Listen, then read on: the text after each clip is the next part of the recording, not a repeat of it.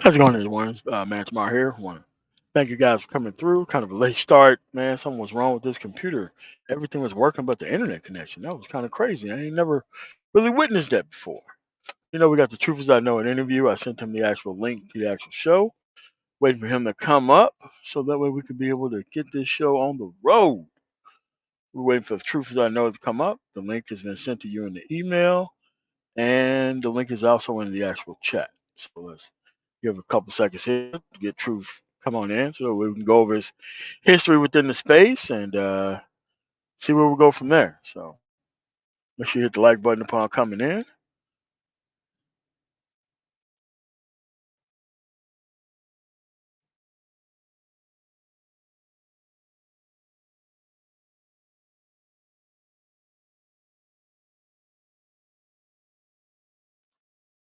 Okay.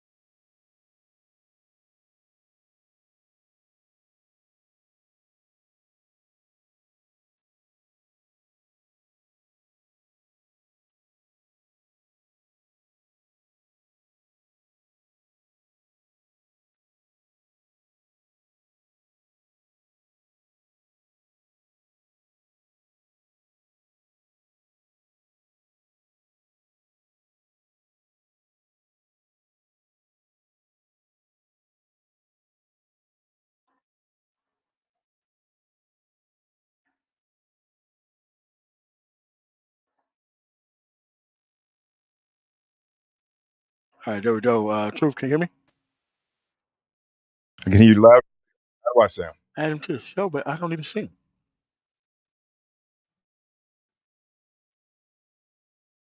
You there, MOT? I could hear you at first, and you just dropped off.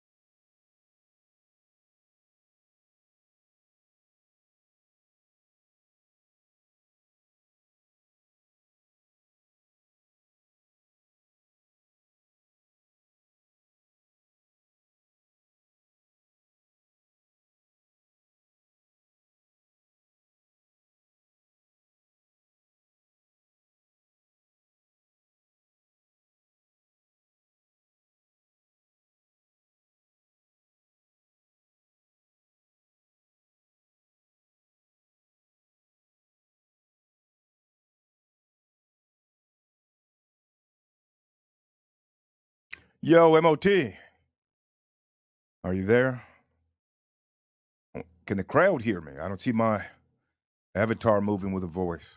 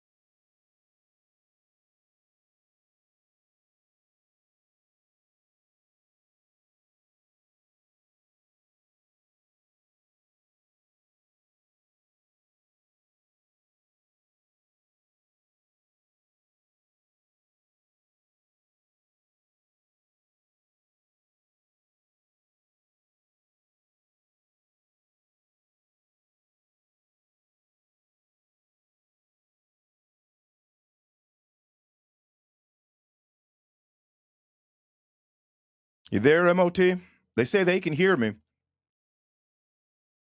I can't hear you. And what's strange is usually, okay, I could see the avatar moving. I could see my voice in the avatar. We'll just wait up for you to get situated. Got Little Rock in the building, K. Diggy, May the Alchemist. Glad to see you guys here. Should be a good interview. I wonder what questions he's going to ask. This should be fun. This should be a whole lot of fun. And later on, I'm going to be on May's channel at 4 p.m. It's been a long day. I was up early this morning, got some work done, went by the bank, went and bought a 14-foot trampoline for the kids in the neighborhood and my daughter. This is a big ass trampoline too. Looks fun. I can't wait to get on there. It's big enough to support a couple adults at the same time too. Got big springs, big poles that keep it up off the ground. I mean, this thing is a serious trampoline, man. Shout out to Facebook Marketplace. Had to drive 5 minutes to a beautiful neighborhood. Took down this trampoline, and then I'm getting ready to put it up in my yard.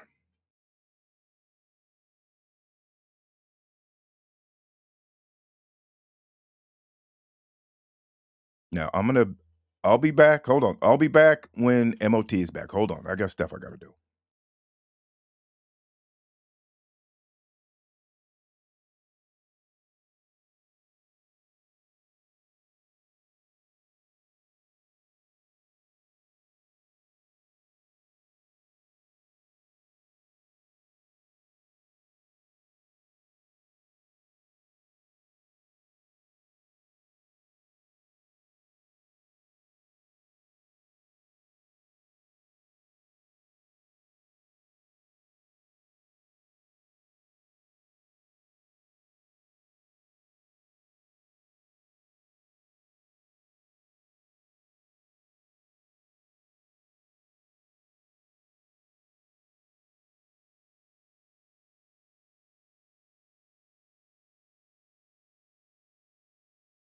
Okay. MOT's not back. So it's been a wild time in this black manosphere space, man. I can say things have changed dramatically from when I first came in. When I first came in, most of the conversations were genuine and authentic, and the SBE was pretty high, but it was a better form of SBE. It was better. It was just better. Now it's just stupid. It Yeah, used to, can you hear me now? yeah, we can hear you, MOT. Okay, cool. Man, I don't know what's going on, man. First of all, the internet wouldn't open and all that kind of stuff. But what's going on, man? Welcome to the show. What's going on, man? Thanks, man. Just been a great day.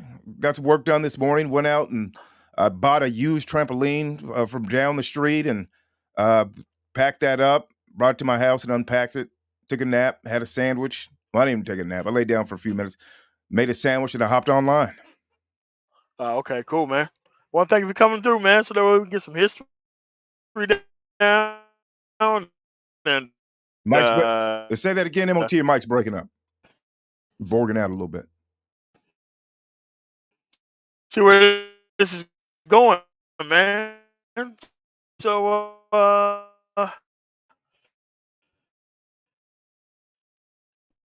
yeah, welcome Yeah, you're to borging the out really bad, show, MOT. I can't hear you. man. I can't hear you.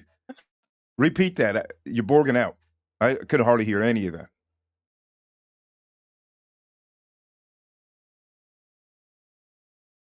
Yeah, there's still nothing. MOT, I don't hear anything. Just silence. Something's going on with your mic over there. It was just borging out. Now I don't hear anything. You're probably still trying to fix it.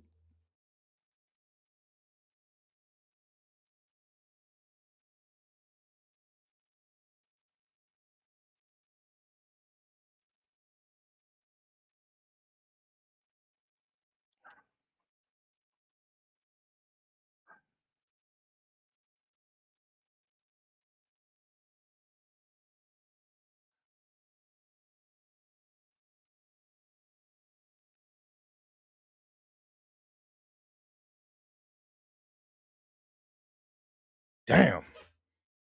Damn. Oh well. But like I was saying, man, this the old SBE was better than the new SBE. It was more intellectual. It was new. Now it's just same old talking points over and over and over. How about now? Better? Yeah, yeah, crystal clear. All right, cool. All right, I went to my phone. I'm not sure what's up with this Wi-Fi. All right, what's going on, man?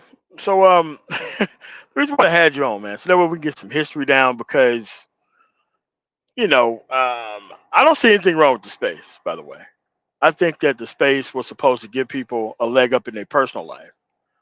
So, with all this advanced information, if you're not up in your personal life, and the only thing that's growing is content creators, then you're pretty much the big fool here, not everyone else.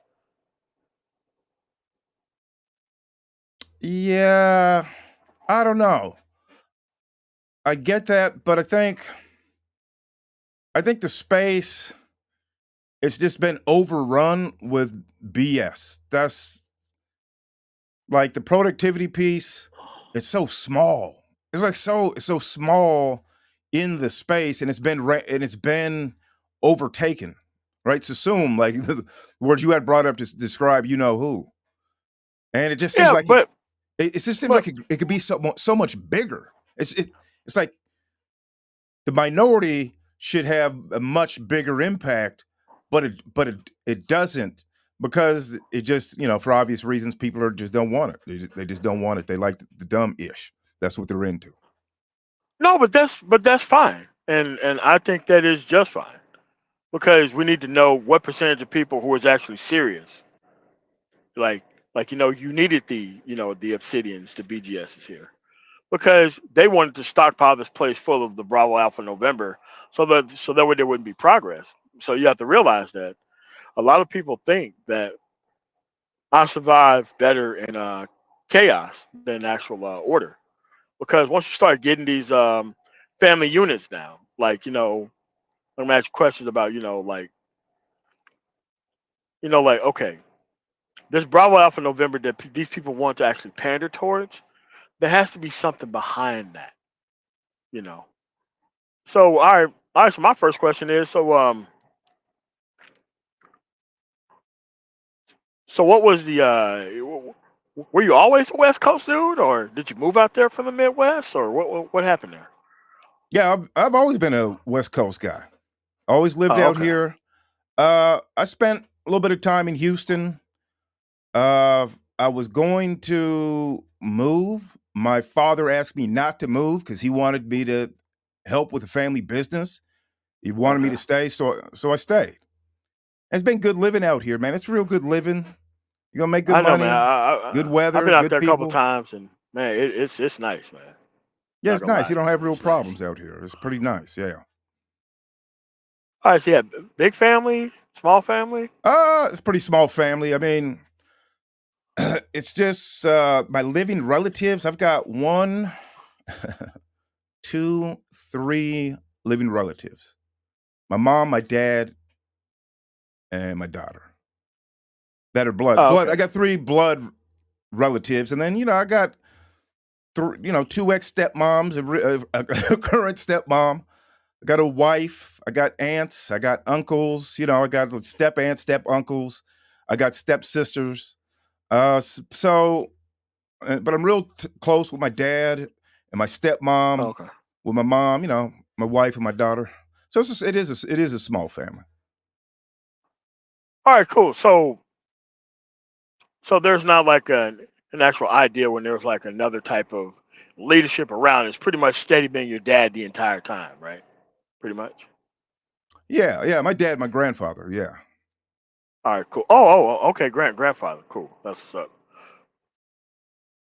man. So all right, so you had steady leadership. Did you have to find your way, or you was pretty much told, what you had to fill in the shoes of, or how did that work? Uh, well, yeah. I had to find my way because I wasn't always close with my dad.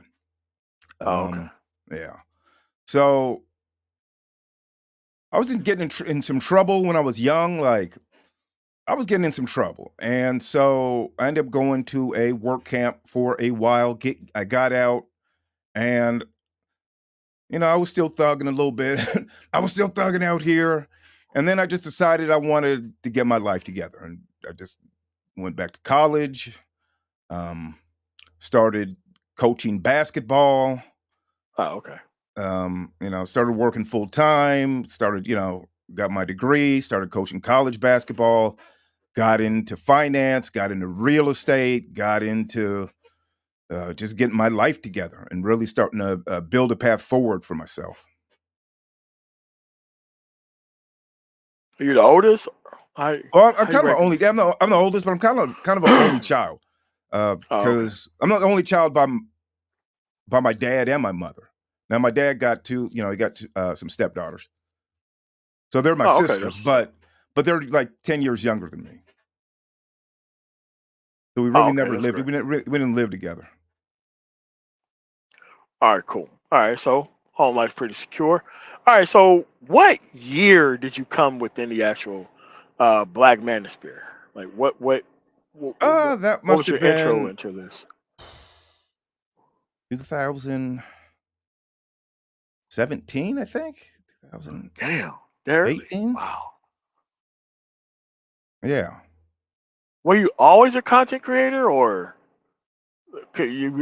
were you jumping out the gate as a content creator, or you was kind of like me? You was kind of a person who was just around for a while and then you I think it became was. a I content just jumped creator. in the gate. I just jumped in the gate as a content creator. I mean, I listened for a while, but it didn't take much time for me to start making content. I don't know how. I Uh, couldn't tell you how long I listened, but it wasn't like years or something. oh, okay. All right. What's first channel that you kind of got in here with? The first channel I got here with was probably Sergeant Willie Pete. He, Oh, really? Oh, yeah, okay. and I really liked his content because he was saying things that I didn't know how pervasive it was. And so then it was like to him, I found BGS, I found Edward, I found these other guys within the Black Manosphere. I found you. I Yeah, found, nice. but I didn't. But when I came in, I wasn't talking about women at all. I was talking about Black male empowerment. Those were my first Yeah. videos were, and but I saw there was like this need for. I was like, man, there's a lot of brothers really struggling with this women thing. It's kind of crazy. Like, I mean, this is nothing I've ever seen in my real life. I don't know Black men in my real life who struggle with women. I just never seen it growing up. I know it exists. I mean, there's guys out here, but where I'm from, like guys just don't have problems with women. It's women everywhere. Just go get you one. It's easy. But in the online space, man, you see a lot of brothers, man, out here just starving for love starved, and just damaged and wounded. So on my old Yeah, channel, I'm. Oh, those old channel. Go ahead. yeah, well, and then on my old channel, I started making videos about the gynocracy. You remember them? These were some Yeah. Oh, cold-blooded yeah. Yeah. SBE videos, like high level, intellectual, well produced videos. And I liked making them. It was good to get the message out. But then, when brothers started coming to me talking about truth, man, you need to make more of these videos. All these women out here are bad. You can't find a good woman. All Western women are one way, and you can't get a good one. I'm like, what? So I don't want you thinking that now. And I said I'm gonna just pull back because y'all are taking this way too far. You guys are taking this way too far. I actually think that they want low hanging fruit to act like decent women. Like that's what I think. Like I don't think they're actually out there exploring or dealing with women at all. Like if you're spending 8 9 hours going from stream to stream to stream, it's pretty clear you're not dealing with women. It's pretty clear you're hanging out with men online and treating it as if you are dealing with women. Like, and that's 100% kind of right. weird to Yeah. me. That's kind of weird to me that I would, because I kind of fell into it when I first got here because I thought some different shit. Like I came in through like Mr. Jap, um, Angry Man, and then I got the O'Shea, and then that's when I found the BGS and all that kind of shit. Like I didn't know at the time that when they was talking about ground floor opportunity, they're talking about ground floor opportunity for them to survive off of these problems within this environment. I didn't know Was that that that's was what that a they were phrase that they overall use? talking about. Are you saying that's a No, phrase that they use? Oh. Yeah, at the time they was talking about this ground floor opportunity with the actual manosphere and blah blah blah. And I didn't know that they actually meant we're gonna survive off of these problems. We ain't gonna fix shit. We're not gonna organize anything. We're gonna call ourselves conservatives and not actually connect ourselves to the political process in any meaningful way. We're gonna live in all these liberal ass fucking places and just claim to be part of the process at all. And it was really a wool pulling over like everybody's eyes, man. And they really wasted the time of a lot of like real professionals like myself who put time into the actual space. But I run into this type of shit even when I was in the military, even when I was in the police force, even when I was a bounty hunter. It's the same shit. The lack of male focus and end up is being reprojected on something else. Because now it isn't the fact that they don't have a decent career field, that you don't deserve a woman. I mean, the system worked. It worked the way it was supposed to. You're not supposed to get a woman with game. You're not supposed to get sexual access with that stupid shit. Because look, these women have had the same game ran on them since they were a young ass girl. Right. And to them, they're like, "Oh no, you can't figure this stuff out before I get mine." And this kind of like, so it's almost like they want women to keep making bad choices because now they're the bad choice now. You know, they didn't get their shit together to specifically be under her heel, and now that she don't need them, they feel kind of useless and aimless. And it's like, holy shit, these dudes don't even know that they're saying this, but their actions are actually proving it. It was just really weird to me how I seen people who came here 6, 7 years ago. I still see them over there acting like they brand new to the conversation. That shit is crazy. Right. I And, call them gender war demons. It's like they operate like demons. Like I don't believe in ethereal demons that are spirits that inhabit your body and they come from the outer limits and or like ghosts. Not like that, but just like demons where uh, an action will create an equal and opposite reaction type of thing. And so when these dudes don't put the work in, they say they have game, but look, I'm an old school player from the 80s and the 90s. Like I'm Generation X.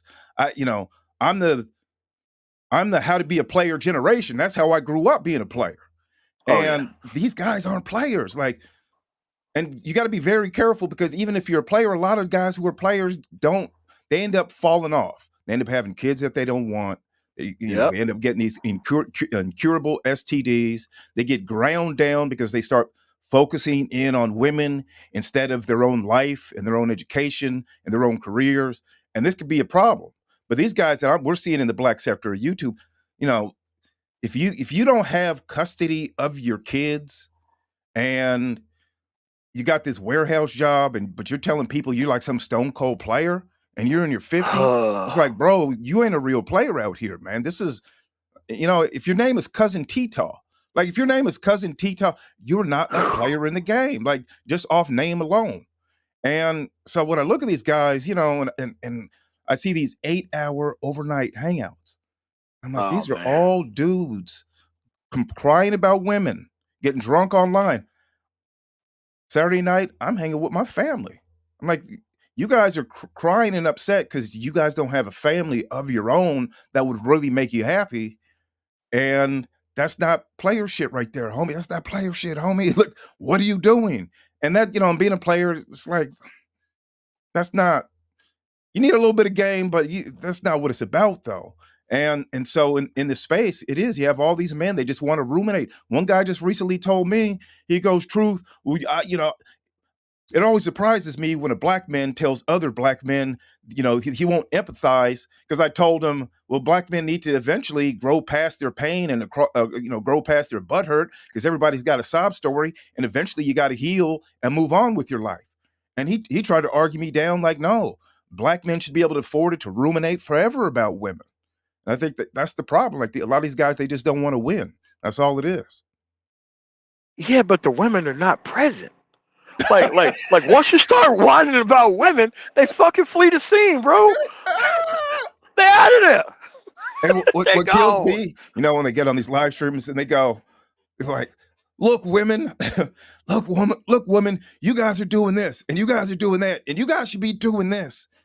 And there's no women listening to the live stream. That always cracks me up. It's like women ain't listening to this bullshit. It's only men, but they pretend like women are actually there and it's doing something. It's bizarre. It's very bizarre. And to them, strength is trying to browbeat a woman that's not part of your household. Like, dude, listen, man, what the fuck is that?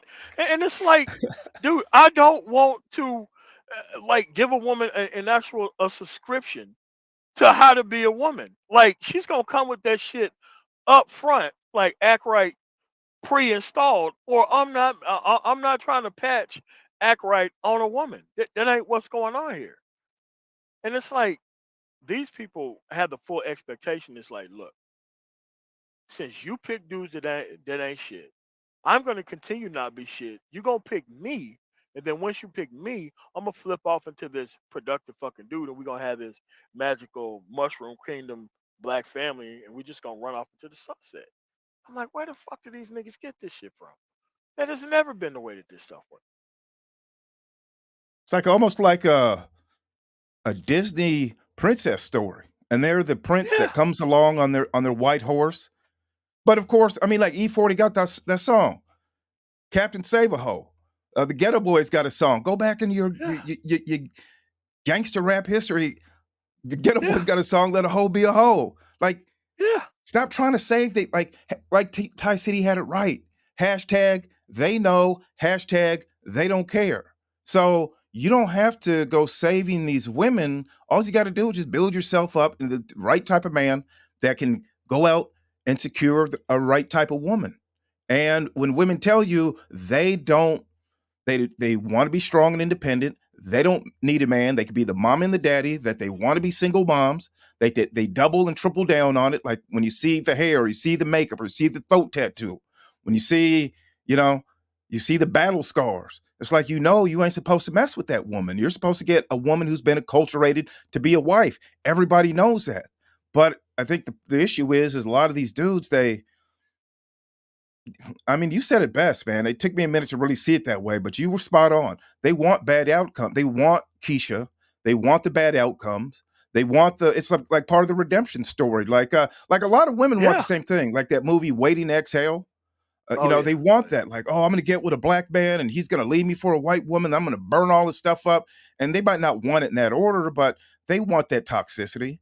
And in that same way, a lot of black men, they want the drama with women. And if they can't get it in their real life, because these women ain't messing with them like that, then they're going to come online and just recreate the drama with other men.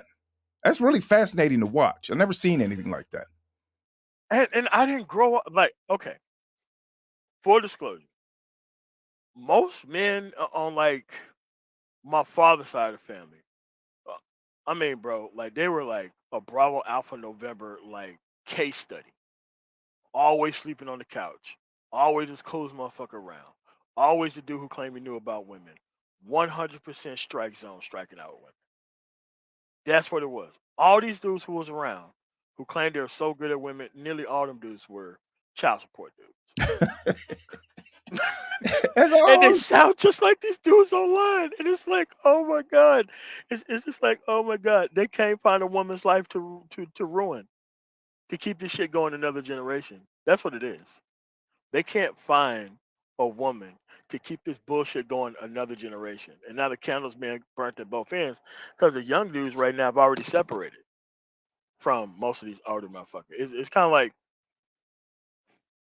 I can tell like my nieces and nephews shit. Boom, they got it. They walk. They go off through it. They share with their group. They done with it. I can't tell people like Generation X, like millennial or boomer, none of this shit. But I can tell younger people this shit, and they'll go take action because that's a lack of action format.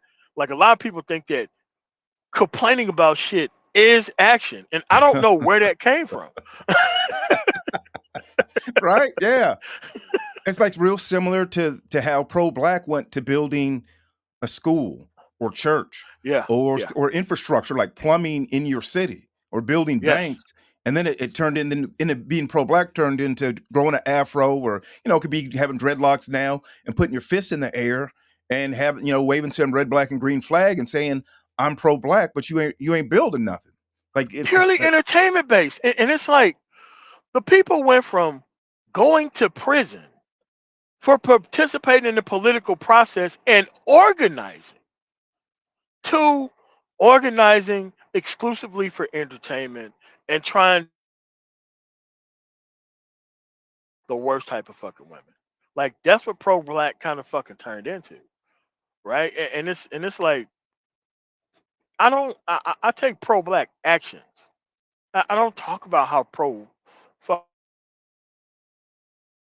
you're breaking up, MOT. You're borging out. Say that again.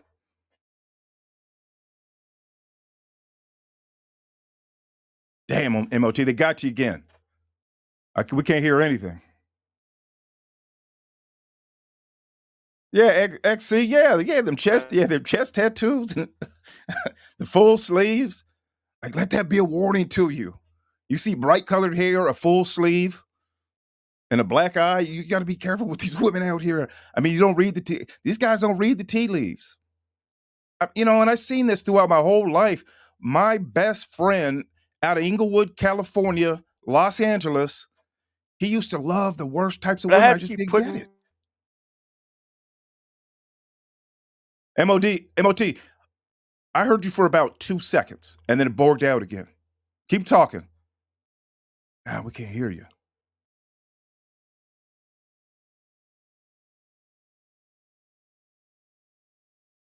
I mean, just for me, I just think it's not that hard to get a good woman. And if you can't find a good black woman, then just go find a different type of woman. I mean, what's the issue here? You don't need to read books. You don't need to have game. You don't need to be a player. You just got to have your own place and a job and be cool. Like, you don't even have to have your own place. Just have a job and be cool. Have a career and be cool. Just don't dress like an idiot. Brush your teeth. Wash your face. Put on some face moisturizer.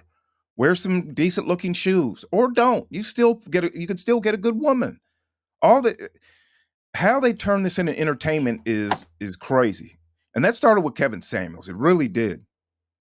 Where people would show up 6, 7 o'clock or something, and it'd just be 2 hours of Keisha this and Keisha that. And it was interesting. It's funny to hear women sound so ridiculous, but then a lot of those women, they were doing that on purpose. They were how they do it now. Like, people, you put a microphone in their face and they lie and they over exaggerate things, and they act like a fool in front of the camera. But if you talk to them off camera, they go like, "Nah, I was just saying that. I don't mean that shit. I was just trying to be funny, trying to be edgy to go viral." But back in the day, before the internet, if you put a microphone in somebody's face, they would sound very serious. They'd give you a very genuine answer. They'd be ashamed that they'd go viral for saying something ridiculous and and catch hell over it and be shamed over it. But then if you talk to them in the back, one on one, then they'd clown and be funny and give you that raw dog story. So it's almost like a 180 what we're witnessing online. Hey, MOT, are you back yet? We still can't hear you. Doug said it started a little before chaos. It just expanded during and after chaos. Yeah, yeah, that's probably true. That's probably true. Yeah, yeah. See, just have a tangible skill and be cool. Getting a quality wife is not hard, and being married is underrated in my opinion. And I was a guy. Let me tell you something. When I was 19 years old, my stepmother, who's got a college education, who's upper crust, who's black boule, who was raised by her father, worked at an AIDS hospice. And when I turned 19, she gave me 500 condoms, a very quality condom. Was it Lifestyle or something back in the day? Blue condoms in a giant trash bag. And she goes, Truth, Don't have any babies with any ugly women. They got to be beautiful. And I don't care what color she is, just marry a good woman. Just make sure she's quality. Because she knew these women out here in my neck of the woods, man, are not of premium quality most of the time. So a brother's gonna have to exercise his options most likely. And I tried to hold out. But it just wasn't in the cards for me. But she gave me all these condoms and it sent me a message. I thought she sent me the wrong message. That casual sex was okay. That and that it was supported by my family. It was put a battery in my back. Same thing in high school when I took sex ed in high school. I wasn't thinking about no girls. I was not thinking about women. Not like that. I mean, I was, but the sex ed class, it just like flipped a switch in me. And I was like, man, damn, like it made all the kids, it worked up all the kids in the in their classroom, got them all worked up. And then I started going on just like on an epic, a prolific tear, a prolific streak of dealing with different women. And then when I got this bag of condoms, it was like now my family's putting a battery in my back. But nobody, like my dad never told me to get married. My mom never told me none of my three moms told me to get married. Matter of fact, I got a fourth mom. That's a whole different story. Y'all ain't ready for the fourth mom story. I've told it before, but I got a fourth mom story. But I think what happened to me was that I go out here and I didn't want to get married. Like, why would I want to get married? My dad went through 2 divorces. My mom went through 1 divorce. I had a stepmom who also went through a divorce. I had, I knew older dudes in the neighborhood, both black and white that got divorced. And they were telling me, truth, don't get married. Truth, don't get married. Don't get married. And damn sure don't file that paperwork. And this was a time when these court custody cases and marriage laws were these ideas were being framed in a negative way. So I'm hearing, don't get married, don't sign the paperwork, don't get a girl pregnant. She's going to run your pockets in child support court. I'm hearing this in middle school. When I was a virgin in middle school, I used to have condoms in my pocket.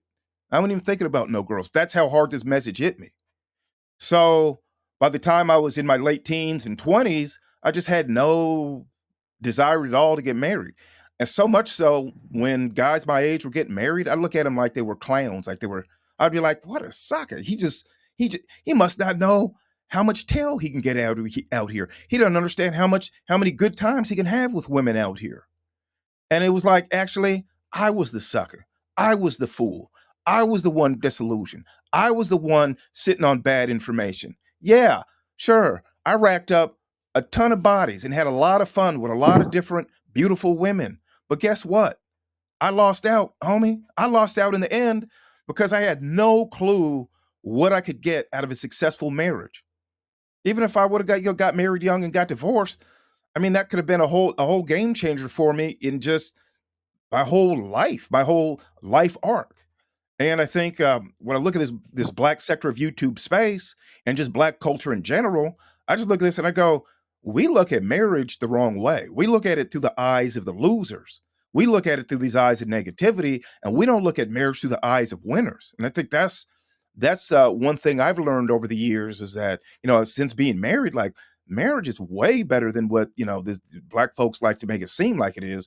It's way better than what people realize when you do it right. You back on MOT? And his mic is getting him. Yeah, XC, these old heads, they were telling me right. I mean, because marriage is dangerous.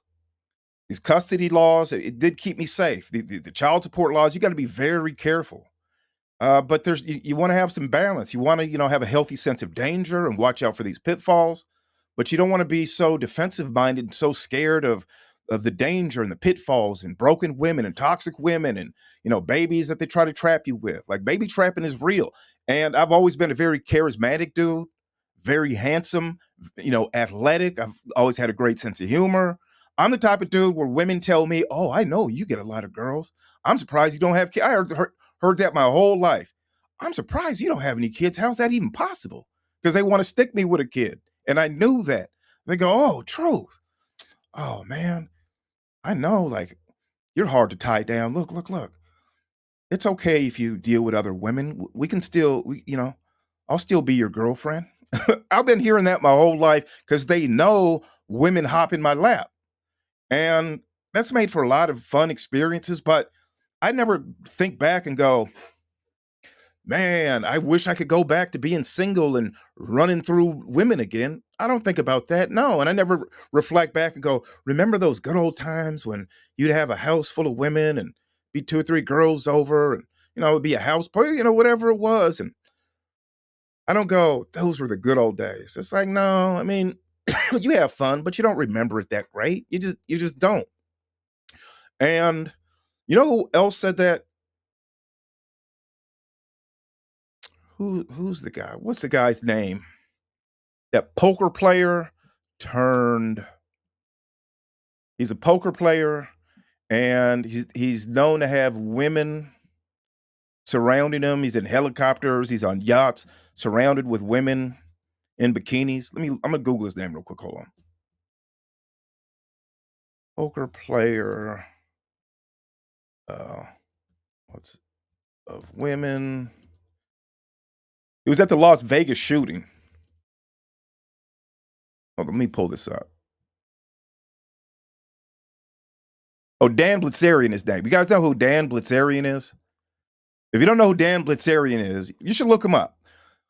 He was a poker player. He said he made a lot of money playing poker, where he's a multimillionaire. And then he made all these viral videos on Instagram with him in a mansion with like 100 girls in bikinis in the mansion and just him. And he got guns. And so he's kind of famous for that. And then it turns out he had like a vape pen company, but he ended up running it into the ground and doing some fraud. And so turned out he was renting the mansion. He was all full of BS and all that anyways, which is no surprise to anybody. But he did have a lot of women, and he was dealing with women like dealing with thousands of women. Not just hundreds or 300, but like thousands and thousands of women. And he did an interview. I just heard him like a couple months ago, and he goes, you know what?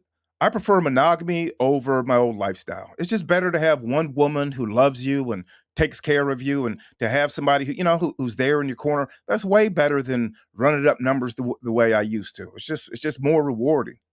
And he goes in deeper in that, but you should check out that interview by Dan Blitzerian, because that was my experience too. That like being a player and running up all these women and all this and that, like it's totally unnecessary. It's really like, as a man, it's like you're missing something. You're not understanding something. You got a hole missing because, I mean, just because you're spending too much time with shallow women doing shallow things instead of really building something meaningful with somebody who really loves you.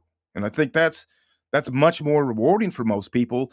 And Dan Blitz, if he says it, man, if Dan Blitzerian says it, man, that really says something. Because, like I said, he was putting up epic numbers. Hey, Sweet Tooks, what's going on? I gotta wait. Now I'm gonna put it together later. Okay? Can you go back upstairs? Yeah, you can go get some candy. Okay. Yeah, get you 2 pieces. There you go. That's my daughter. You heard her. Love you, Tookie Lukes. She wants me to make this, put this trampoline together. We're going to do that. What's that? Yeah, it's a big one. Yeah, it's big.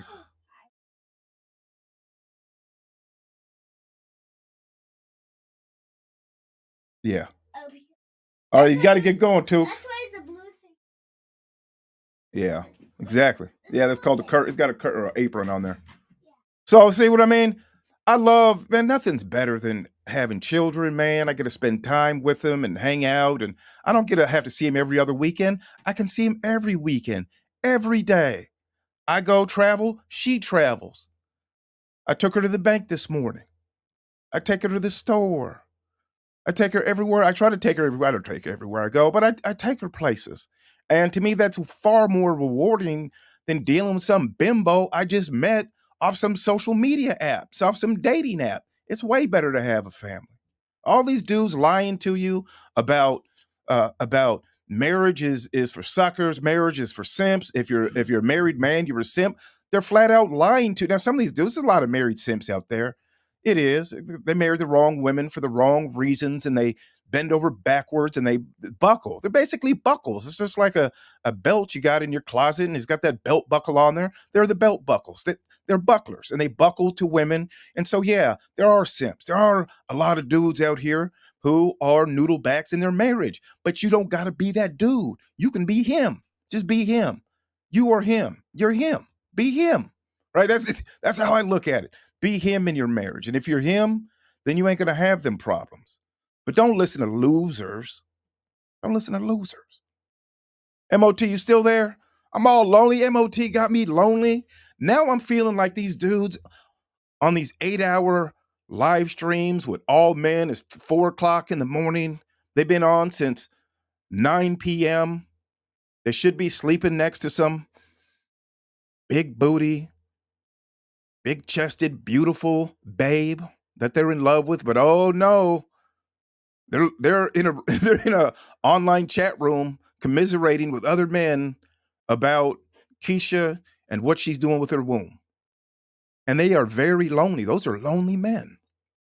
Just the same way MOT broke his microphone and got me up here all lonely by myself. MOT, get your ass back up here, man. I'm lonely, man. Give the homie some company, MOT. Give the homie some company. Let me get some water, man. My voice is killing me. Allergies are bad around here. And I've like my house is surrounded by trees. It's like a house in the forest. I got a huge oak tree. This oak tree is so big. The trunk is like, I don't know, what is it, 6 feet? It's like a 6 foot in is that diameter? Or is that the radius? I always get them confused. The radius is halfway. It's the diameter. The diameter is like 6 feet. Okay, the circumference is all the way around, like 360 around the tree trunk. The diameter is from the tree trunk outer to halfway to the middle, and the diameter is the full length of the tree trunk. So there's my my math reminders for myself. And I think it's about 6 feet tall. So it's a huge tree trunk, and it just like it poops pollen and leaves, like the leaves. Anyways, you don't want to know about this tree. You don't want to know about this tree. In the fall, I'll talk to you about this tree again. But in this space, there is just a lot of men that want to lead you into these conversations about women that simply just they don't want to get married. They prefer being single moms. They're angry with black men. And instead of saying, yo, you need to leave those women the hell alone and find different pools of women to focus yourself on. Instead, they want to focus you in on them, which then emotionally hijacks you because you think it's important. You think you're going to get these type of women, and all you're going to get is a nothing burger. And they rack up, they get to rack up money for new cars and new vacations and new computers.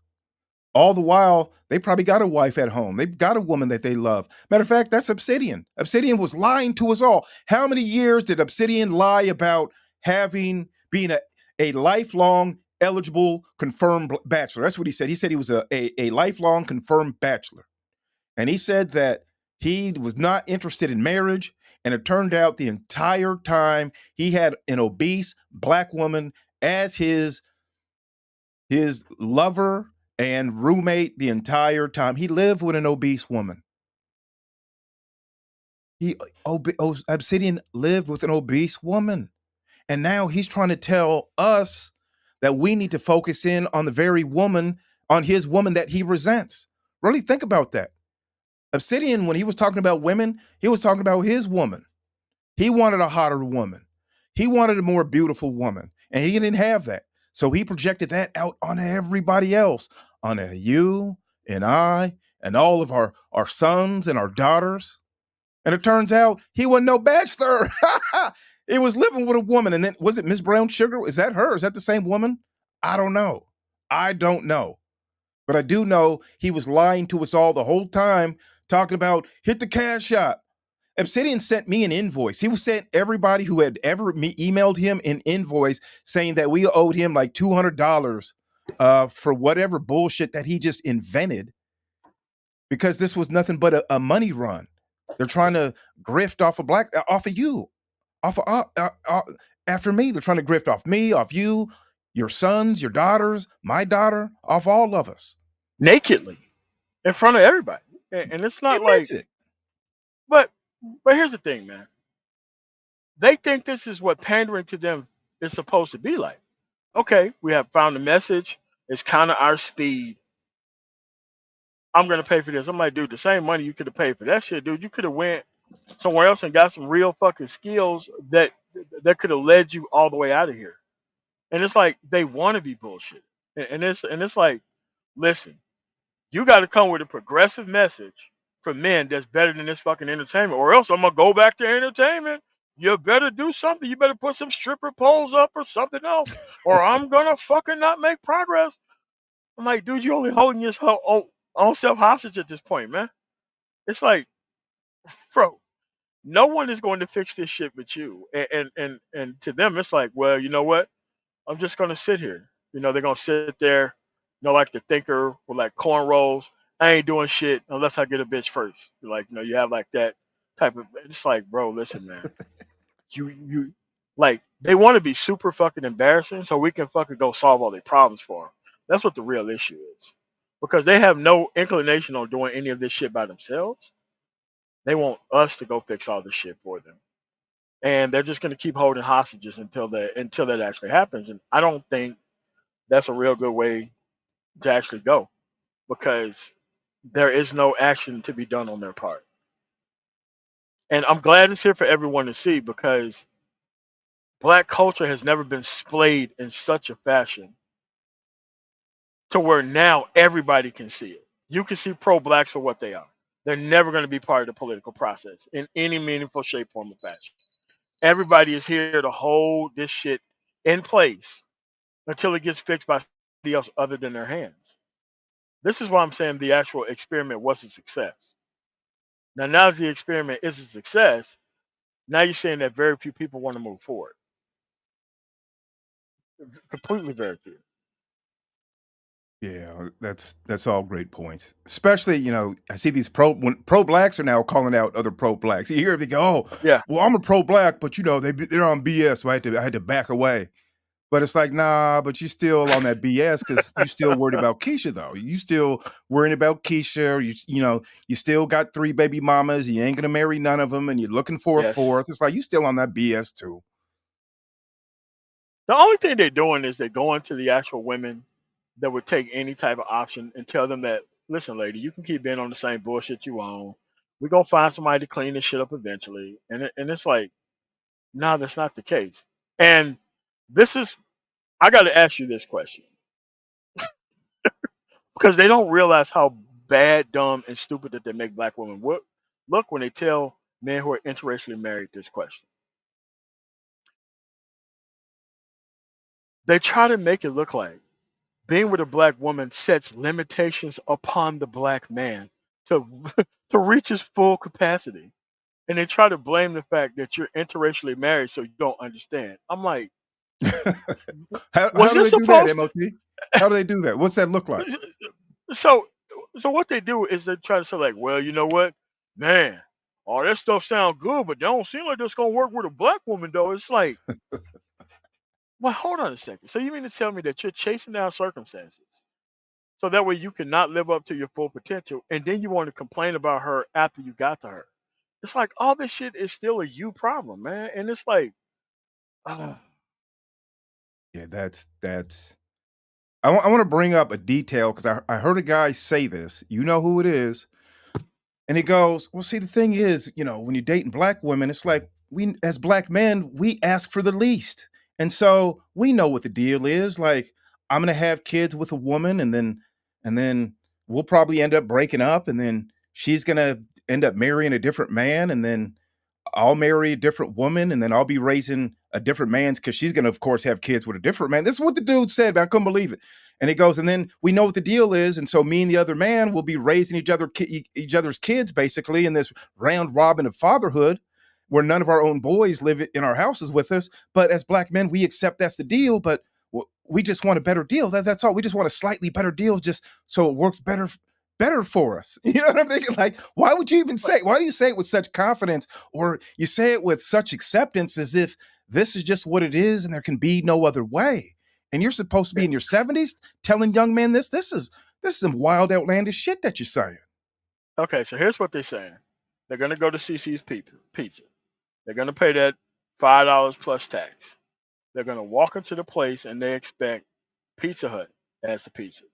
They expect Olive Garden as the motherfucking spaghetti. They expect the tomato room for the actual salad. I'm like, bro, but you pay $5.75 for a very specific experience. Why are you expecting all this shit when you know what CC's Pizza is about? You know that you're not getting any type of meat with that damn meat sauce over there. When you know that you're not going to get any cucumbers and tomatoes with that salad over there. Why are you at CC's Pizza expecting the best of the best for $5.75? Like, what is this? Right? And think about doing this. Guys have been here, like Sergeant Willie Pete's been here over 10 years, maybe closer to Ain't shit. 15. I don't Ain't shit. know. No, it's way more than 10 years, man. I think he's been here as long as fucking LER Movement been here. LER Movement been here like a long time, like 15, 16 years.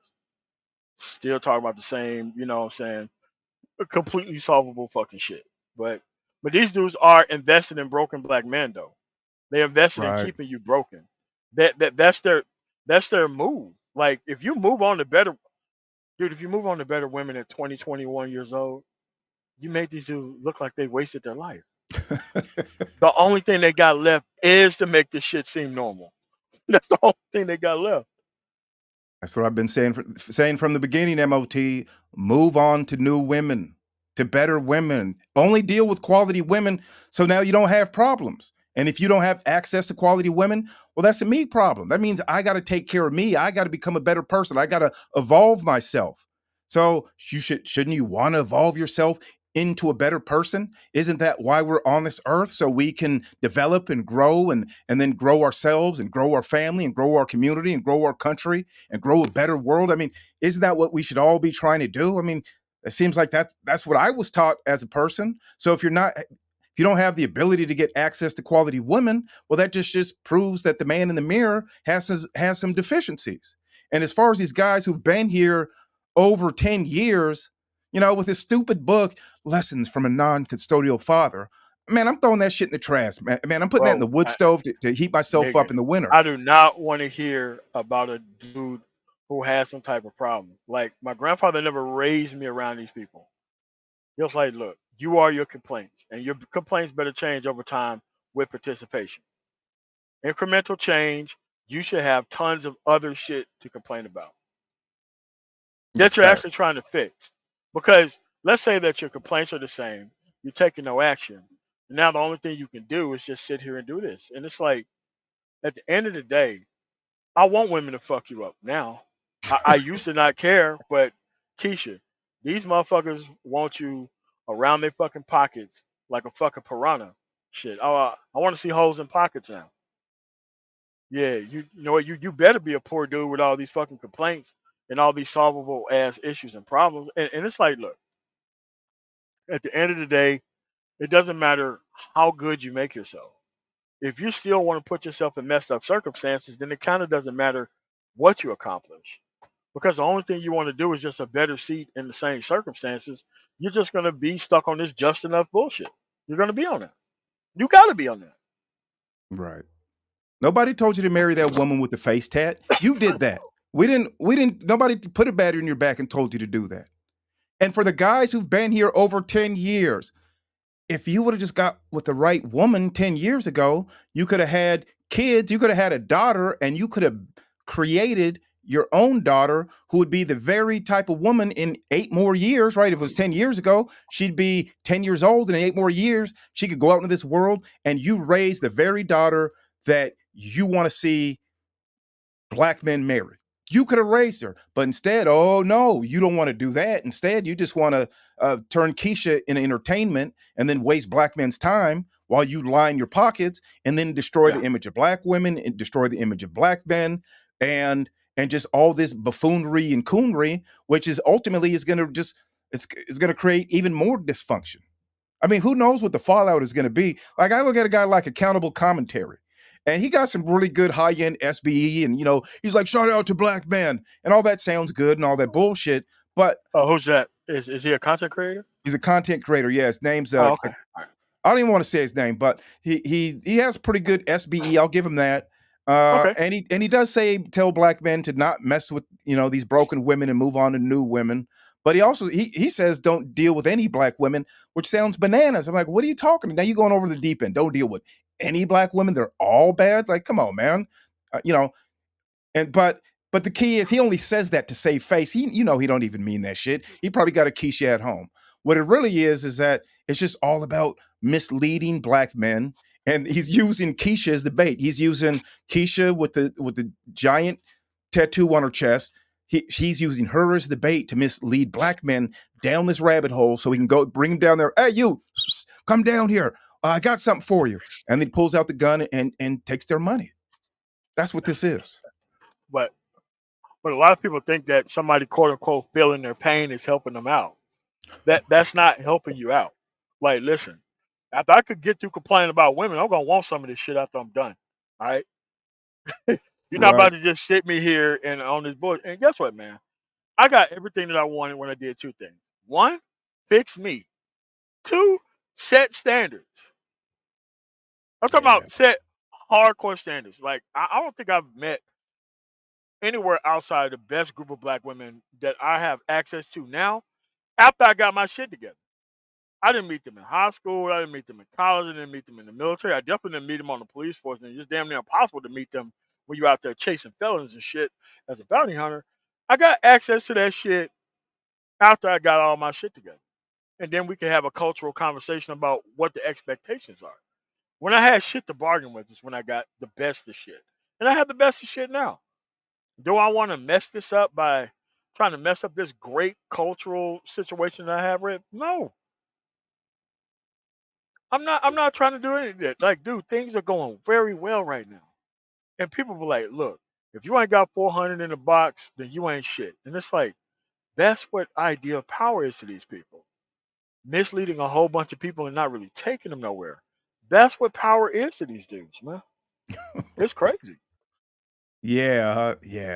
Man, your point about get your life to once you get it together, you're gonna get women. And you don't have to have it all together. Like, that's the thing. Like, you don't have to have a lot of money. You don't have to be the best dresser. You sure don't.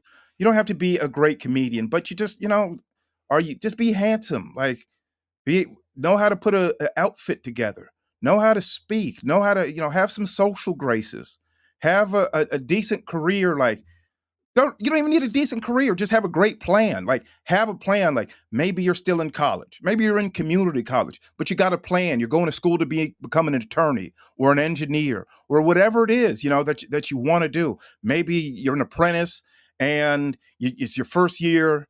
And you get off work, you look grimy, and women look at you funny, but you talk to them and say, "No, I got a plan. I'm going to do this. I'm in this apprenticeship, and then I'm going to be a journeyman, and then I'm going to start my own business, and then I'm going to be hiring other people, and I'm going to really be doing something."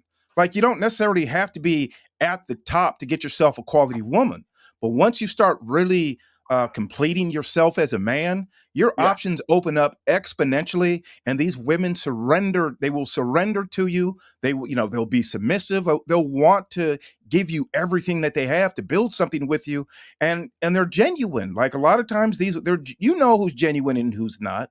Like, you should. If you don't know who's genuine and who's not, then then you've lost. I don't know how that's even possible, because you should be able to sense that when a woman's a gold digger, when a woman only wants you because you've made it. Like there's women that are like that, and there's others that are like, no, I met you and you've happened to have made it now, but even if I would have met you 5 years ago while you were at the beginning of your plan, I still would have messed with you. And I think that a lot of black men just we're not hearing that in this space enough. There's not enough MOTs, and there's not enough truth as I know it in this space. Uh, because we're outgunned. We're just outgunned, man. It's just that's No, just we what it out is. Bravo, man. That's what it Yeah. is, man. We out Bravo Alpha November, man. That's what it Yeah. is. But in the face of that, I still rather have this power. Like I used to have 600 or 700 motherfuckers in the chat. I used to have that 5 years ago when I thought dudes wanted like no, they wanted to hear the back and forth between like me being a dude who told you that you don't need a dating coach versus and then like the same dudes will be over there on Lucario. The same people will be over there on ARC. The same people would be over there on AMS. The same people would be over there on, Shark or any of these other guys. So they were more interested in the show of the back and forth, not the information that was given. Because to them, leaving the wrong type of woman alone was a moonshot for them. Because they need any bitch to complete this mission. And I'm like, no, no, no, no, no. You need to stay away from that shit. And it's like, dude, they came here with unsolvable problems, and they hid as if they were dudes who was looking for answers. Hold on, say that That's again. That's a like a it's a an, it's a paradox and an enigma type of statement you said. Say it yeah, again. yeah. They came here with unsolvable problems, and they pretended like they were dudes who were looking for answers. Like right now, I can Yeah. pull up a video from 7 years ago, and you will see all these motherfuckers chatting in BGS's chat right today. The same people who was at a boy in that shit 7 years ago are the same motherfuckers who pretended like this shit is the way to go. And at this point, I don't really care. I think that less black men having kids and having less excuses for not succeeding is a great thing because it's going to be more and more isolating and it's going to drive you further and further online to hang out with losers. That's what it's going to do. It's going to grow the wrong type of fucking numbers as it's Yeah. supposed to. Man, Yeah. I I am happy with what I've done here. I mean, dude, like what I do now is I help. I'm atheist, and I still help out church groups. The best way of pushing this message down is to make more successful fucking children, especially the motherfuckers who ain't got the actual ability to do so. Having your kid run with a group of successful people that's already fucking going somewhere, that becomes their new social circle. You've got to build social circles and have your kids around that shit because if not, your 20 something year old kid is going to be hanging out online with all these pro blacks and G's with PhDs and motherfuckers who think they're fucking doing shit. And this shit's crazy because they know that there ain't examples of this in the real fucking world in their community that they can go to and ask questions towards. They know that. Jeez, with the PhD. Is he back, man? I ain't been by a I channel don't in a know. minute. Is he stopped I don't live know. streaming? I don't know. I But it's, hope it's just an so. example. It's just an example of like they came to the wrong people for the right answers to shit, and they did it on purpose. Yeah. Right. Yeah. You see that they want the wrong answers. They know because Yes, the truth. Many usually is self evident. Like you could hear like logic example A and logic example B, and 95% of us will all agree which one sounds more logical and more productive, and is going to be the better is going to be the better decision. Especially because we're not talking about math or science or or something technical. This is just like basic life common sense, man. Like, should you stay away from toxic women, or should you focus on toxic women? And the fact that they want to focus on toxic women, and then when you actually bring real solutions to the table, not only do they get mad at you, they actually get mad at you and tell you to go away, or that you're wrong, or you're blue pill, or you're simp, and I or like got you just don't 15 years understand to what they're waste. saying. How dare you? How dare you cut me off from my progress of fucking shit up? Don't tell me about solutions. Oh, I'm like, Yeah, what the right. fuck is going on here, man? I Eh, got eh, 15 years to waste. Yeah, I got 15 years to waste on this shit. Oh, Progress, progress 2040. Like, what the fuck? Like, bro, what are you doing? It's MOT, it's like, oh my god. MOT, help me understand this. Because a lot of times in this black manosphere space, my head hurts. The stupidity is so high. I just go, I got to take a break, man. I'm losing brain cells even listening to a lot of this garbage or even some of it. It's just like, it's too overwhelming with stupidity that I'm not used to. And how do they do it? How can you muster up the energy and the focus? Or like, you're losing something along the way when you sound so stupid all the time. Even if you're making a little bit of money doing it, like how intellectually can they do this with such consistency? I don't understand how they could do it. I know you're fucking sociopath. Like that's what it is. Like you're something is mentally broken inside your head that you think, and you know this shit is wrong, but you got to do it anyway. It's kind of like you could clearly go to the supermarket and buy chicken, but you want to eat squirrels and rabbits from whatever fucking source. You know there's like a factory right there. They're dumping all this shit in the water. You have clean sources of food that you can actually go to, but you're just like, nah, man, I'm gonna eat this fucking squirrel or this possum though, because I want to do shit on hard mode for no reason. Like, and they've never seen hard mode work, but they just want to create a whole bunch of obstacles for themselves to give themselves the ability to keep complaining about stupid shit. Crazy. And they'll know. And if you talk to these guys one on one and nail them down one on one, they'll go like, "No, I agree with you. I agree with you." But when I'm over there on that side, I just chew the meat and spit out the bones. Like I know that's bullshit. I know he's lying. I know he's trying to lead me astray, and he's disrespecting me. And they talk down on me, and they're just giving me this dumb information. And we're talking, hundreds of these platforms that are putting up major numbers, and the people know it's bullshit. They just don't. They don't give a fuck. They just go, no, but this is home for me.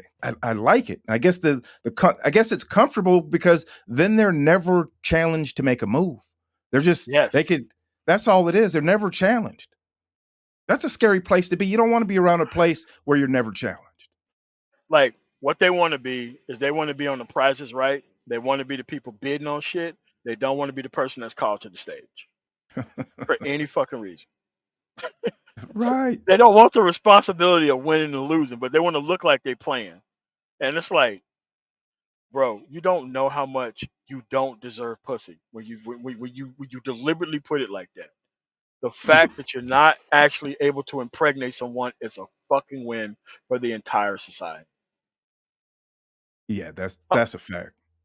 I'm like, oh my god, you can't get a bitch? Are you serious? Bravo, bravo. Yeah, right. The system is working. The Yeah, system what's is going on, Ryan? working. What's going on, Sean H? Yeah, it's like, and here's the thing. Now that the system is working, it's going to take 20 something years to clean out the clogged arteries of all these stagnant fucking men here. Okay? Now that the answer is here, the kids that Generation Alpha is going to have is going to be better than any other child created in history. They're probably going to be wearing them, you know what I'm saying, them Will I Am jeans or what the fuck ever. But the productivity piece is going to be clearly there. It's clearly going to be some shit you're going to be on when you're 18 years old because they are inundated and surrounded by better information. I wasn't. I was, graduated in the mid 90s. The internet was pretty fucking new. If it wasn't for the military, I would be one of these dudes complaining on live streams about not finding a woman to fail with. I need a woman to invest in my failure. That's all it is. They don't want to. They know that they're gonna die alone and they can't handle that shit. That's what it is.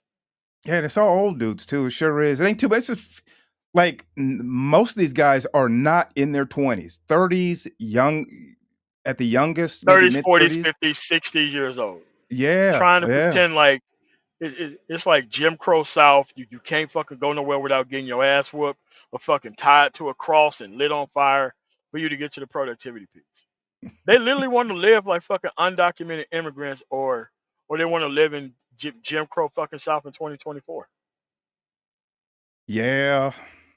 Yeah. I saw Minister Jap. He talks all this smack about these women. And I don't got really no beef with Minister Jap, except for he he acts stupid. He makes stupid content and he helps his audience remain stupid. That's what I don't like about him. And I saw this video of him arguing with this dusty ass white chick. Like she was a little skinny, plain Jane, trailer park white chick who looked dumb, wearing like some Chuck Taylors and some jean shorts. You know what I mean? Like you wearing jean shorts and Chuck Taylors and a stupid t-shirt. It looked like they were at the Washington Mall, like with MLK and Oh, Thomas okay. Jefferson. That's where it looked like. I'm not sure, but he was literally in public and they're going back and forth, cussing each other out. And I go, it's not an act. That's who this dude really is. Like the same shit I seen on his dumbass show is what I saw him arguing with this white girl. And I'm like, first of all, you should have like, why are you with a girl dressed like that? She dressed like an idiot. Like, just you look at her and you go, girl, you're too old to be. She's too old to be dressed like that. I don't even know how old she was, but she didn't look right. She looked like she would cuss a black dude out in public. Let's put it that way. And he's actually arguing with her. And I'm like, dude, you're in your 40s arguing with dusty women out in public. Who does? I don't know anybody who would do that. In Man. fact, we would, when I was younger, we would beat dudes up like that. Like we would get in a fight. If you did that in public and you thought like, and we were homies, like you'd be apt to getting your ass whooped for even being out of Can't hang pocket out like with us, that. man. You can't hang out with Nah, us no man. No, more, man. Nah, man. they can't No. hang out with us, man. Mm-mm. And like a lot of dudes think that having the ability to talk to women, to be in proximity with women, means that you good with them. I'm like, man, I ain't got time for this shit, bro. At the end of the day, if she doesn't know what the fuck she's doing, then I'm not gonna fuck with her. That's what that is. All right. If she don't know what the fuck I'm doing, then what the fuck am I doing with her? And that's the end of the story. Because I'm not trying to set myself up for a lifetime of bullshit fucking complaints, man. I'm not doing that, dude. I got time to do other shit. Like I said, it has to be within the fucking culture. The consequences of fucking failing. The consequences of recklessly using your womb to fucking prolong bullshit that doesn't need to be prolonged, man. I'm like, bro, I'm not doing that shit. I'm like, bro, I've like I could be a lot more jaded, given my experience with law enforcement.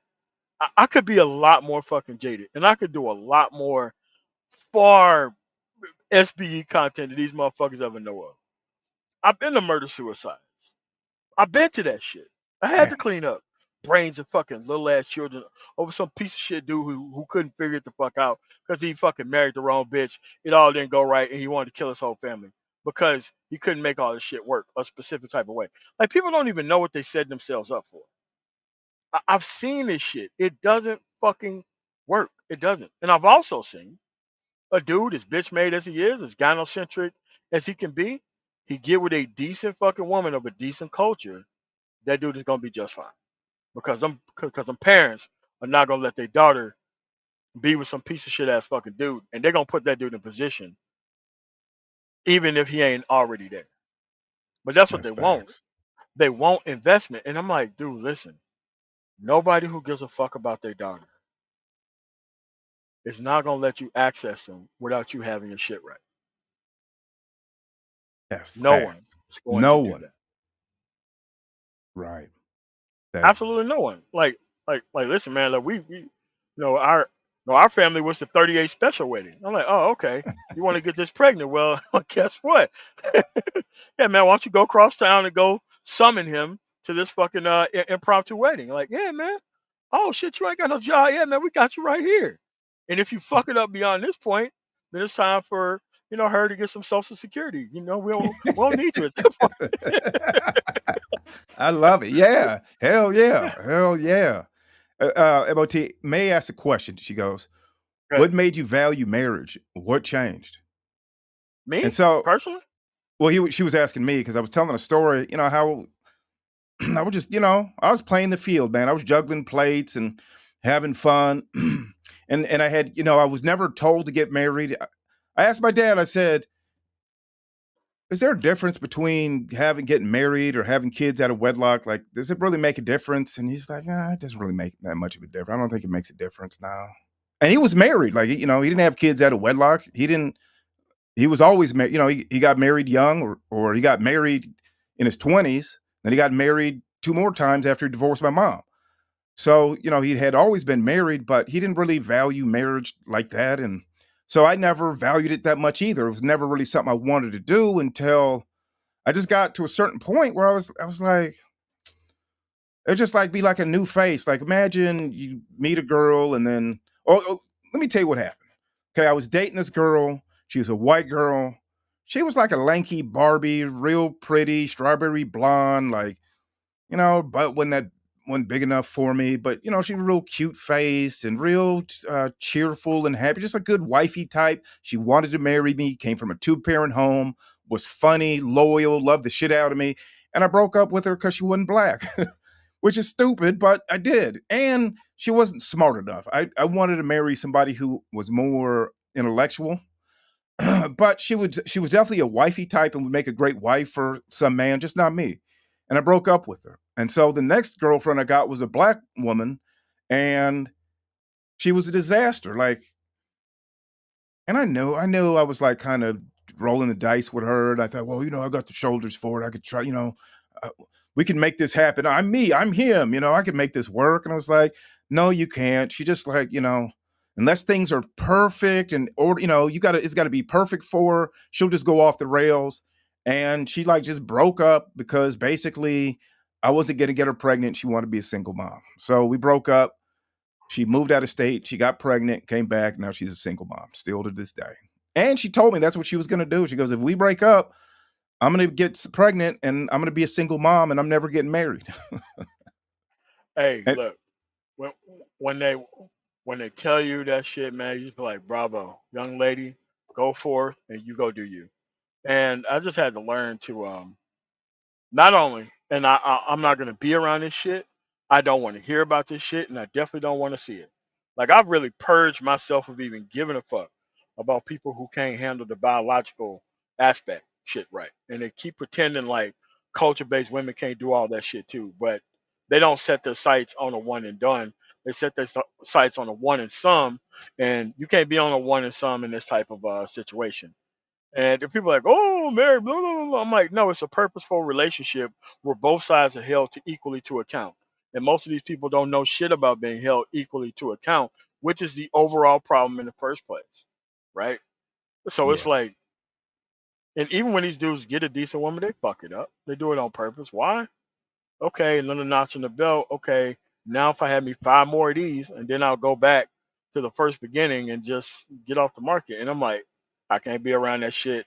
I'm not going to be anywhere near anybody who thinks like this because at the end of the day, I don't want to watch my back around Bravo Alpha Novembers. Like if you can't handle yourself sexually or in a relationship, what the fuck I look like connecting my business interests to your potential level to not have ability to have self control and put yourself purposefully in situations. I just don't want to face a downfall like that personally. Something blowing up and you get indicted and we all looking crazy. Like I've already been through that shit. I've already been through that shit. Escaping cities because motherfuckers getting locked up around you and motherfuckers want to question you about shit. Why? Because you're there around them. Now I have to start the whole social circle all over again. yeah, that's a great point. Yeah, Yeah, I don't want to do that. I mean, but a lot I of these people, man, they never had to put their foot down. They want to keep all these fuck nigga friends around. Like, bro, in my 40s, man, what do I look like with fuck nigga friends? Like right now. Why would I need fuck nigga friends like today? Why? Doesn't make any sense to me, man. can't keep them around. That's yeah. And so, you know, this woman, she was full of shit. She was just bullshit. And I guess I didn't treat her that well either. Like I was just like, she's crazy. She's crazy. We end up breaking up. And so after that, I probably went like 11 months of just kind of solitude and trying to figure out what I wanted. And and then I started going on dates and I'm like, it's just like more women that just aren't they're not interesting to me like that. They're, some of them are, and I started meeting quality women, and I really started to meet quality women. And I go, you know what? I've raised my standard so high that now all of a sudden I don't even want easy tail. I don't want that right now. I want something that I want to be around a better caliber of person, and I demand that for myself. And once I started to do that, I started meeting pools of just quality women. Just, man, I could marry her. I could see her. She's But you educated. gotta She's have your smart. shit together to get over there, bro. Hey, gotta have your Like, shit together. Yeah. because here's the thing, man. Having your shit together isolates people. It really does. It Hmm. separates the wheat from the chaff, like it's supposed to. Accomplishment is supposed to. Like I see people in my income range who still want to hang out in the hood until their ass get jumped or fucking robbed and fucking shot or some shit. Because just a dude being there makes another, Bravo Alpha November, Alpha Mago feels a certain type of way. Because these dudes dodge the productivity piece. They dodge the self-building piece. They just want to skip to the ass. That's what it is. Like, Yeah. give me enough information where I could just get right to the ass, regardless of the consequences. I'm like, hey man, can't hang around, bro. I have left this shit alone a long time ago. I left this shit alone when I fucking went in the military. Because you're around a whole bunch of people who think they got women figured the fuck out.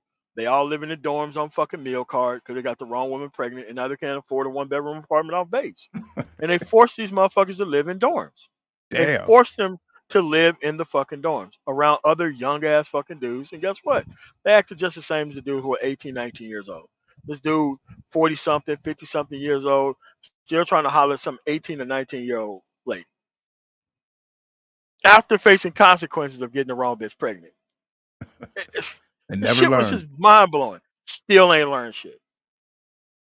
Well, man, it's way under. It's not talked about enough about the importance of having your stuff together to get a Yeah. quality woman. I mean, that really is the crux of it because it's like a key that opens the door to quality women. Because a quality Yes. woman, like, us, man. I remember being young and I'd look. Hold on 1 second. What's up? Well, you gotta wait. Can you go upstairs, please? Oh, okay. It's waterproof? Okay. Daughter's outside playing in the water. So, what was I saying?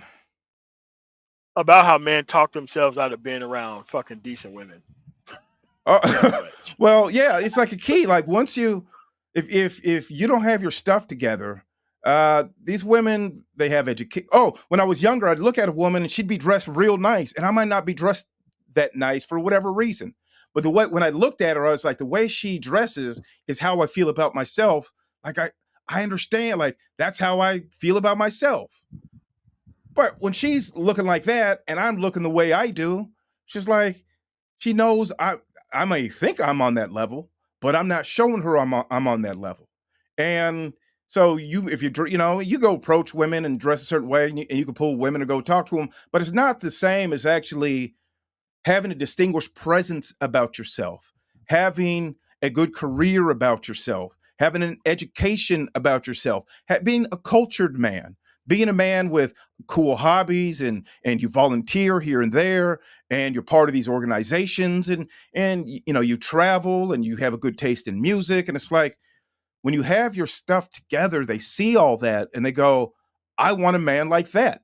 That's how my father was. That's how my grandfather was. That's how my husband has to be. He's got to be that way. And quality women don't look like a man who, although you got to go. Huh? Yes. So so they don't, so they don't look at a man who has their stuff together and go, oh, girl, he's got his stuff together. He's got a house and a car, and he's got some money in the bank, and he's handsome, and ooh, boy, oh man. No, they go like he's handsome and he's got his stuff together, and I really like him. But they go, but I expect all the guys I date to be on this level. Some may be higher or lower in certain ways, in certain aspects, but this is just the baseline standard. They need to roll off the conveyor. These men need to roll off the conveyor belt like this, or I'm just dealing with the wrong types of men. And as men, when you have your stuff together, you should be looking at women the exact same way. And here's another thing that men don't get. I will not and I refuse to be around a woman who have ingested too much bitch nigga attention. Can't Oh have it. man, yeah, can't have that now. Mm-mm. Can't have it around, man. Too much bitch nigga attention will fuck up a woman. Right? She'll grow a taste for that, Too much and bitch she'll want nigga to go attention back will to fuck that. a woman all the way to fuck up. Yeah, I don't want nothing to do with it. Nothing to do start, with it. start sabotaging you. And oh yeah, and a lot of people actually, think that this is how this stuff is gonna work. I'm like, nah, man. I'm drawing the line at like not even putting up with that shit at all. And I'm like, look, it's not even like the complete package. It's just that you know certain decision trees lead to other decision trees that I don't want to deal with. And that's the thing with having options and fucking choice. I can be like, yep, check mark box off. Fuck that. And it's like, look, if the only thing that you're capable of doing is trying to ingest every bit of fucking bitch nigga attention, you have to go chase this shit down. You got to be the center of attention in the room. Cool. Not fucking with you, not teaming up with you, not doing shit with you. And that's been a standard. And it's like, Bravo Alpha Novembers justify women ingesting all that fucking attention, and it's not gonna fuck her up. That's how you know you're dealing with a Bravo Alpha November. No, man, let her being around being flirted with and flirted upon about 30 some dudes. That's normal. Oh no. Oh no. Oh no. Get the fuck out of here. Yeah, it's just another form of simping. Now, It Rael, is. Rael, he says over here, I disagree. You don't necessarily have to have your ish together. Many Hispanic men don't have it together, but they have networks that help them get it together, and they pair it with their work ethic. I think Yeah. we were saying this earlier, Rael. I don't know if you were here, but we're saying too, you don't necessarily have to have it all together, but if you have a plan, like let's just say you're going to a community college and you've got a plan about yourself and you can clearly state where you're going, that's going to really help you. It's going to help you unlock some doors with quality women. Now, it's not going to be the same as already arriving at your destination, but I agree with you. You don't necessarily have to have your ish together per se. Well, you have to have a plan. I think you might not have all the outcomes already manifested, but you have to be on that road. If you're not on that road, you might catch you like a stray here or there, but she'll be apt to just break up with you anyways because she ain't taking you serious.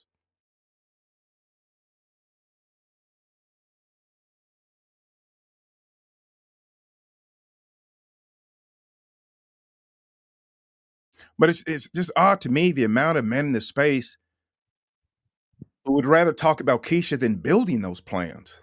I guess it's too boring. It's like, life success, creating a vision for yourself and then building that out. It's too boring. It's No, really I mean is they crying they about want to. Here's what they want.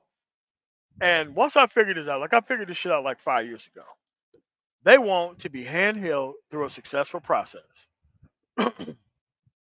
They want to be let go inside of a successful process. And when it goes wrong, they want to dump the responsibility on somebody else. They don't want to build the shit themselves. They don't want to be responsible. They don't want the responsibility of it. They want to benefit, but they don't want the responsibility of none of that shit. And once I knew that that was the case, like I said, this Black Manosphere has helped me immensely clean up my social circle. Period. Because I see many different people down this Bravo Alpha November decision tree of illogic. And you can see it through the people that you see here. Every time there's a new dumb nigga aggregator that comes on the scene, all the dudes just stop their progress and go over to the dude who just started the conversation over. Just to mask the fact that they haven't made any progress. right. Yeah, you hit it on the head. Are you still there, MOT? I think you borged out on us. The shit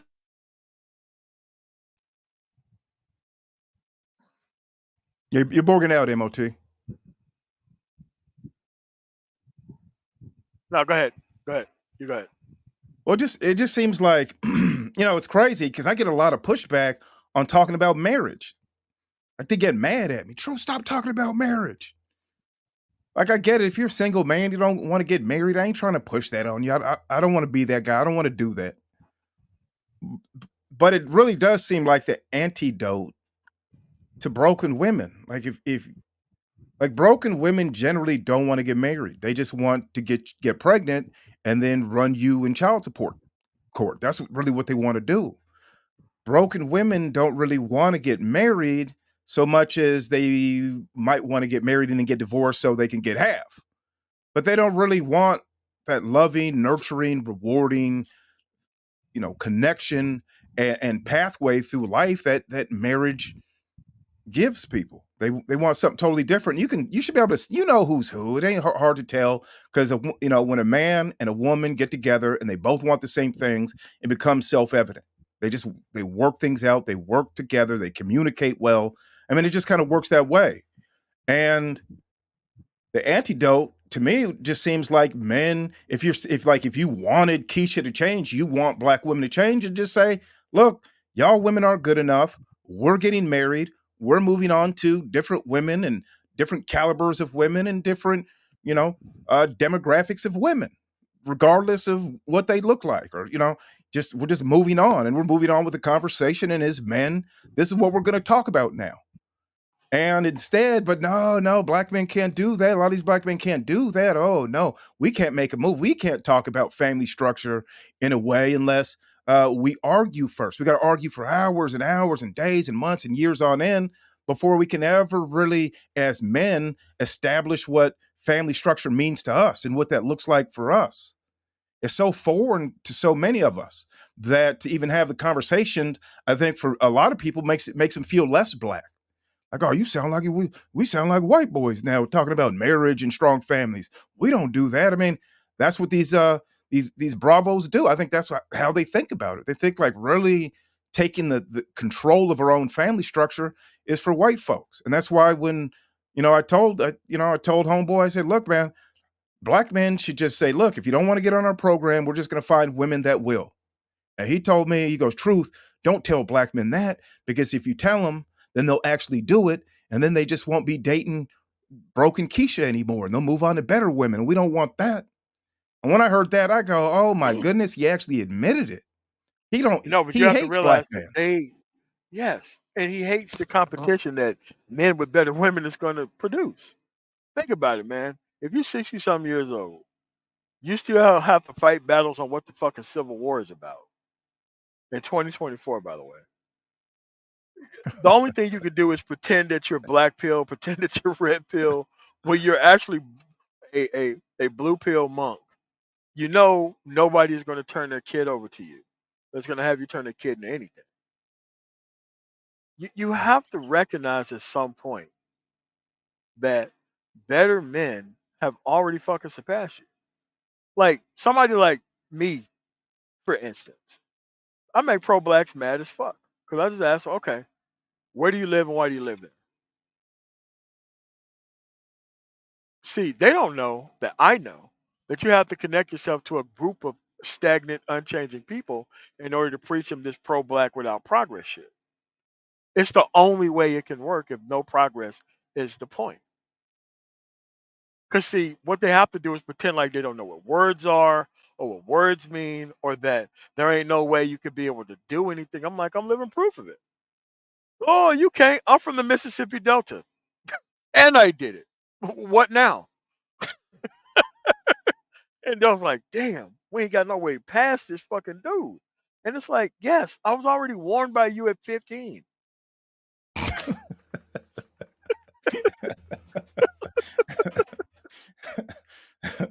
That's right. My grandfather, he used to warn me. He said, no, don't go over here. Like they were building a housing project from his house, maybe 2 miles away. Was it that far? It was probably about a mile away. They're building. It was called the Columbia Villa. It was called the Columbia Villa and the Tamaracks, and there are these public housing projects. and it was the first drive-by shooting. R.I.P. Ray Ray. He got shot in the Columbia Villa, and as they were building it, he would drive me by. He goes, "Never come here. I don't want you ever to come here." And there'd be kids on his block. And if you see that kid right here, don't hang with him either. See that kid right there who's stealing water out of our house because his parents didn't pay the bill? I don't want you hanging around that kid. That kid actually became a notorious homicidal gang member, right? I mean, he was hitting it on the head, and he tried to keep me away from a lot of these Bravo Alpha Novembers out here. He really did. And he died. He died when I was maybe 21, about 21 years old. And man, it nothing hit me harder in life than him passing away. Because he really, I mean, I don't think anybody loved me more than him. Nobody tried to protect me. Nobody tried to give me guidance like him. My dad is a close second, but my grandfather was number one. And he couldn't read. He'd sign X as a name. You know, he's an old school cowboy out of Galveston, Texas, a Oh man. hardworking man, and he just wasn't having it, you know, and so I always tried to stay clear of problematic people, but it just didn't work. He didn't teach me enough because I became in a lot of ways the very dude that he tried to keep me away from. But it wasn't necessarily because I was just a bad guy, but it's because my dad was absent. I was raised by a single mom, and I was just kind of thrown to the wolves out there. And she was actually getting in my way a lot of times, like sabotaging my education, and she was just getting in my way and very problematic. And so, luckily, though, I mean, I pulled myself out of it, and I got around the right people. Man, I started networking with the right people. I got, all my friends became college educated. I got around a circle of guys where everybody was getting bachelor's degrees and master's degrees, and some, a couple people got And meaningful shit. PhDs. Yeah. Yeah. And it was like it was the norm. Like you got to do this, man. Something's wrong. Like you got to go to school. Truth, you got to go to college, right? And it's like that's to me that's what this black manosphere needs to be all about. Is like getting man on the right track of progress and getting their mind right.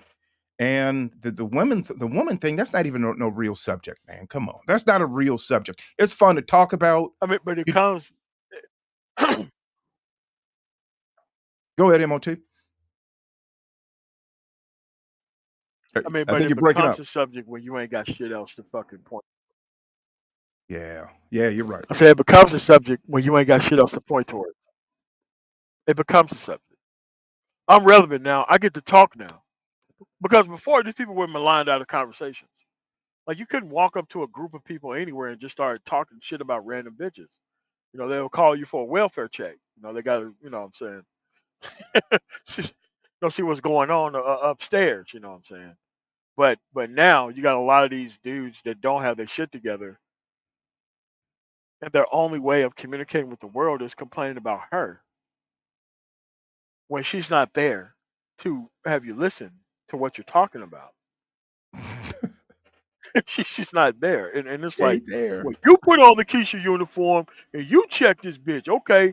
Okay, now you put on the Keisha uniform and I'm gonna check you like I would check a bitch. No, what it is just check a bitch fucking exhibition. That's all it is. Exhibition, check a bitch. And let's go back and rewind this show from 1984, and we can listen to these black women wearing these giant sport coats with giant shoulder pads. And let's listen to Sally Jesse Raphael. Uh, let these black women talk crazy about black men from 1984 so we can relive how they did us dirty 40 years ago. Like, what are we doing here? We're really like we're just gonna be succumb to women now. And what's funny is like they go, I'm not a feminist. And I'm like, but all you do is talk about female. All you do is talk about females though, and listen to All day. feminists and talk about feminists and review feminist literature. I think you're a This dude feminist. I said think you're his a feminist. this dude said his mentor was a woman and keeps saying it out loud, out of his fucking mouth. As a No, like flex. all four stairs. Like nobody asked you to say that, and you're not supposed to say that. No, my right? mentor is You're a not supposed woman, to. and I was raised at the feet of women. And I've got a woman's channel. What? What? But it's always men who surpass that shit who quote unquote don't get it. You don't get it. I'm trying to destroy you all. You don't get it. I don't Yeah. want you to be better. You don't get it. It's so hard for you to understand. I want you to die. That's it. You know how I know that you don't get it? You know how I know I'm smarter than you and that you're an idiot? Because you listen to me and you let me talk to you crazy and you let me disrespect you. And then when you disagree with me, I get angry and then you let me punk you and make you shut up. And then you come back and you go, you're the master teacher. It's like, dude, do you not see what's going on? This man hates you. He despises you. He's the very woman he says he wants you to stay away from that he won't shut up about. That's what this black sector of YouTube is. And bro, I'm not even attracted to the thought of being around some unchecked person. It doesn't appeal to me ever. But but Ever. but most of these dudes have this any bitch philosophy, man. Like any bitch to do, they all fucking are trash. So I might as well sign up for some consequences while the getting's good. I'm like, man, fuck this dude. Right. Yeah. Get Who this dude even, away from me. how is this remotely interesting? When out here in the Northwest, you got a lot of animals, that might run around, got squirrels or whatever, coyotes, a lot of raccoons. I never had the thought of, what, I want a raccoon as a pet. I should let one of these wild raccoons into my house and just kind of see what happens. I think it'd be fun. And raccoons are kind of cute, they're kind of cute and bushy and they kind of wobble around. They're kind of fun to look like. They look like they're harmless. I never thought of letting one in my house because I already know what the consequences are going to be. It might be funny and something you videotape for the first 30 seconds, but then when it starts pooping everywhere and tries to rip your leg off, well, now you know you got problems. You're going to have to call animal control. Well, that's the same thing with all this million man Keisha pylon. Like, why are you focusing in on the women that you know were going to destroy you? When, first of all, most of these dudes married women like that or had kids with women like that and ultimately are going to be raising daughters like that because they're Bravo Alpha Novembers themselves and the type of men that raise dysfunctional women. And so they're like trapped in this endless loop of dysfunction and they have no plans or no vision on getting out of that. Yeah, man, like, these dudes fell for the R. Kelly half on a baby bullshit, man. Man, fuck that. What's going on, Right. Rael, man? What's going on, Rael? Rael, what's going on, brother? Peace and multi peace, truth. Good job, man. I think I told this story before in this space. I can't remember where, but um, when I was in undergrad, we used to have these meetings, with people who were pro-black ilk, and we would have these conversations about issues in Black America with just Black people. So, and this dude, he was doing volunteer work with some of the teenagers in high school. Um, and he said something that I'll never forget. He was talking about the 17-year-old young Black man. And he said that um, this was his strategy at 17. He said he didn't allow. Well, first of all, he said we live in an age of mediocrity. Now, this was probably '06, '05, '06. And he said that we live in an age of mediocrity, which was telling within itself to hear a 17-year-old actually say that. But he said that when he's in school, he doesn't let on about how smart he is. Because if he lets on how smart he is, the other Black kids are really going to look at him in a different way. like he don't really belong. And I thought that was really like really sad because I was just like, so basically he has to play dumb to get along. And it reminds me of this particular space. It reminds me of this space because there are many guys here who listen to certain people, um, and they'll play dumb just to get along, just to feel like they fit in. Even though if you really get them isolated and you ask them, you know, are you really trying to follow that dude's path? They're more than likely going to say no. And so the issue is not whether you fail in life, because every failure is a part of life. Failure can be a teaching opportunity for you to learn certain lessons. But failure within itself is not the model of success. Getting around the right people with the right mindset, who have a winning mindset, who have winning outcomes, that's the model. You're not going to learn how to fix a car from somebody who is unsuccessful at fixing cars. They're going to get people hurt and killed. You want to learn from somebody who has been in the game 10, 15, 20 years to learn how to actually do it properly. And so what we're finding is that um, I'm gonna be honest, like me personally, in general, I just thought black men were smarter than this, than to really allow themselves to be hoodwinked and bamboozled by somebody who, um, I mean, has really never finished anything in life. You know, like somebody who has never went to school, didn't finish it, joined ROTC, didn't join the military. Like mentors or females. Like at a certain point, it's like, how can y'all sit here and talk about masculinity, masculinity, masculinity when your master teacher view of the world is based on his mentorship by females. I mean, I have books. One particular author. She talks about how that the way that women view the world is that they only see a crack of the world. Like if they were peering through a door, they will only see a narrow view of the world just because of how they're designed. Whereas men, we have to see the world in its totality. And there's no way you can see the world in its totality if you think you know everything, because there's nothing else for you to learn. Whereas people like us, we're constantly learning different things, especially if you're in business, you have no choice but to keep learning.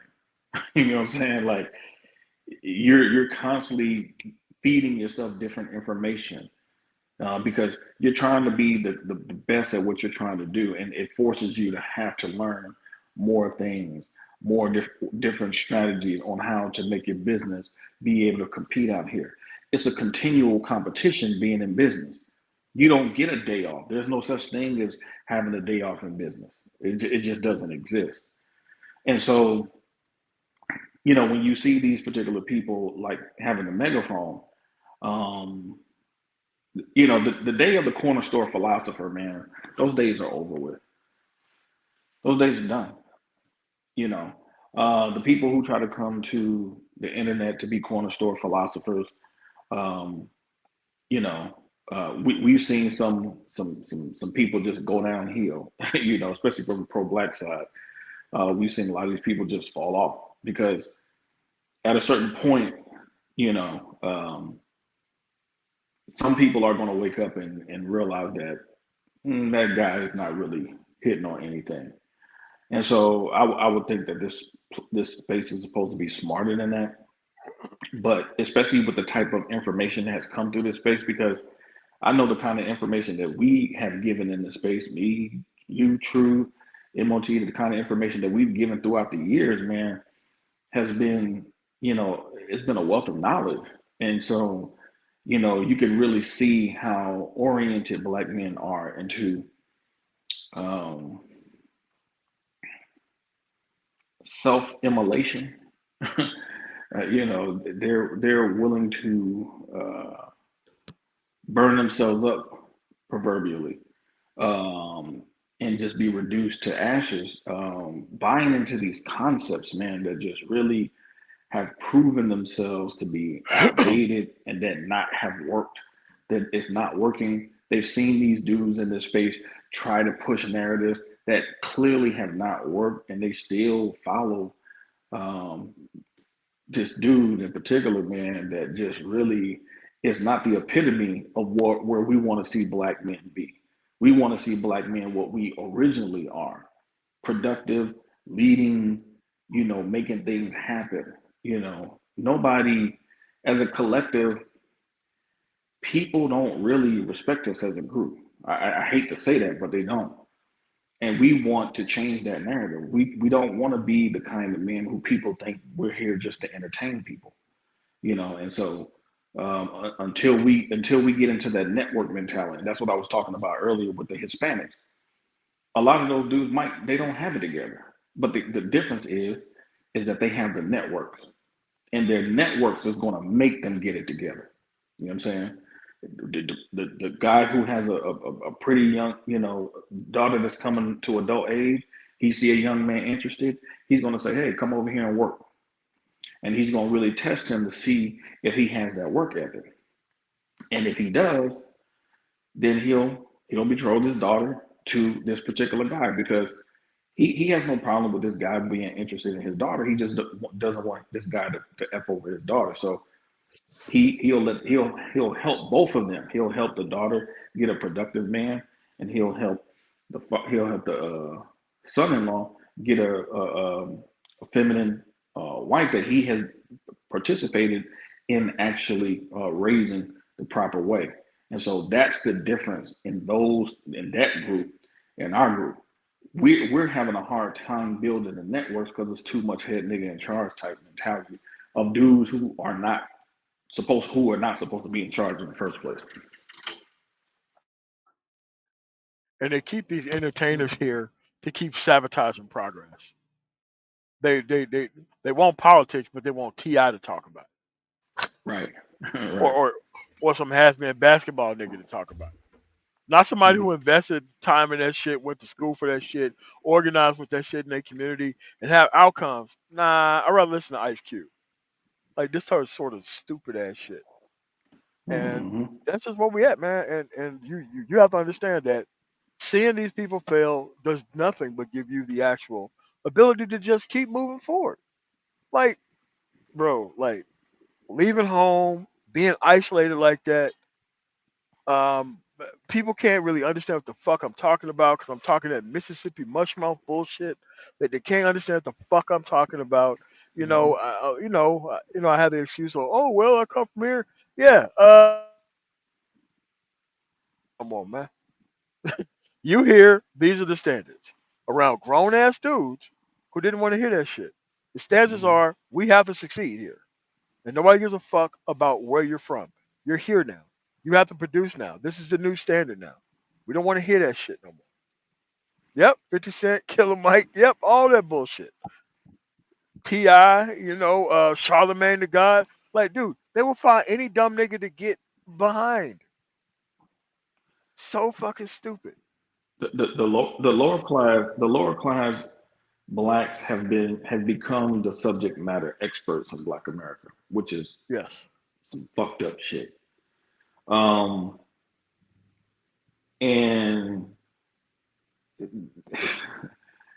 that's how you keep a group as a permanent underclass group, because when the men and women of a different class are pushing for things to be much more productive, then they try to make it this argument of, are you really black? So they'll question your blackness when you're presenting arguments about being productive, because in their mind, being productive is being white.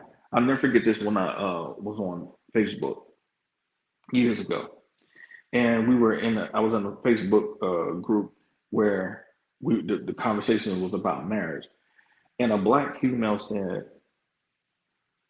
I thought marriage was for white women. And I was like, what? And it really blew my mind to hear a black female say that, because my first thought process was like, damn, you ain't know any married people in your family? Like any married women at all? Like for real? And then it just made me realize like the dumbing, because it wasn't on her. I wouldn't look, I didn't look at that as somebody like, okay, she was just a dumb person. It was really sad because her family standard in terms of her mother was so low that her mother had her believing that going out here, getting ran through was just the way to go. There was nothing wrong with that because that's probably what she showed her. And in her mind, oh, well, we black, that ain't what we do. And so, you know, but it's the same thing with the males. Like this lack of networks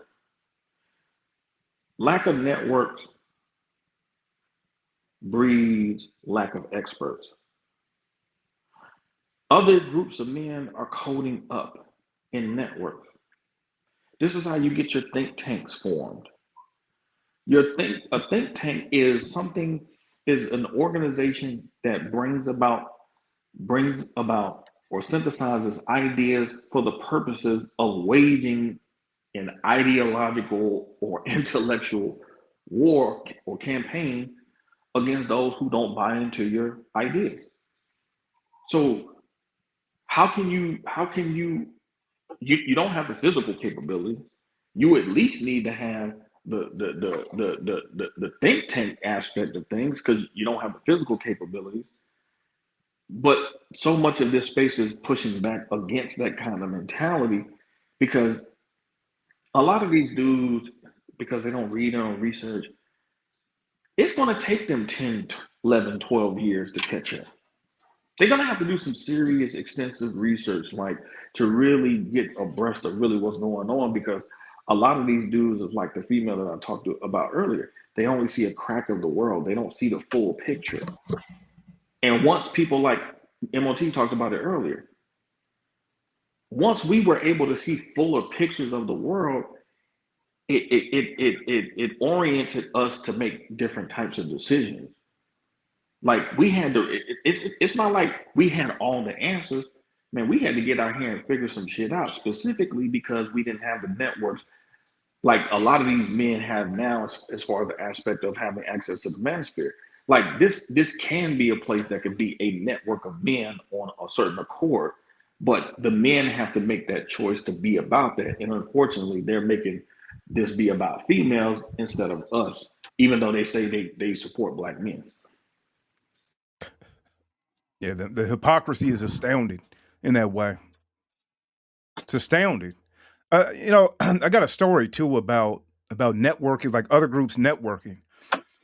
And I was at this fundraiser, and the president of business banking at Bank of America was at this. He was sitting at my table, and we're just talking and having a conversation. And I had never met him before, and I started kind of giving him shit a little bit because he was talking a little bit of trash, being funny, and I just started talking mess, just kind of lightweight, just jokes, and everybody started laughing at him because I kind of, I was kind of peppering him up a little bit, all in good fun.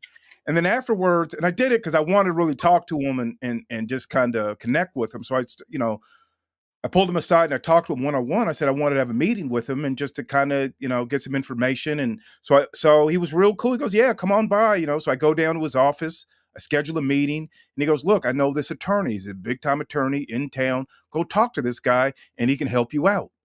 So now I go, about a week later to this attorney's office. I go talk to him, and he's asked me, "Look, what do you need? What do you want? Let me see what I can do." And he goes, "Are you married?" I go, no, no. Any kids? No. He goes, "Oh, well, we can help you out with that too." And he was like, we can help you out professionally. We can help you out personally. He goes, "What's going on?" I got this network of black men that I work with that are in finance, that are in banking, and we meet. I think you'd be a good group for this too. I'm like, damn, he got a lot of sway around here, and I had no clue who he was. But the fact that he really opened himself up like that, and to somebody from another guy he never heard, I didn't even connect with him directly, but this is through another guy, and so through him I started networking with other people. And what I found was that along my journey along the way is that as a black man, you may not have networks, and but you can find networks, and it really works to talk to people at the top.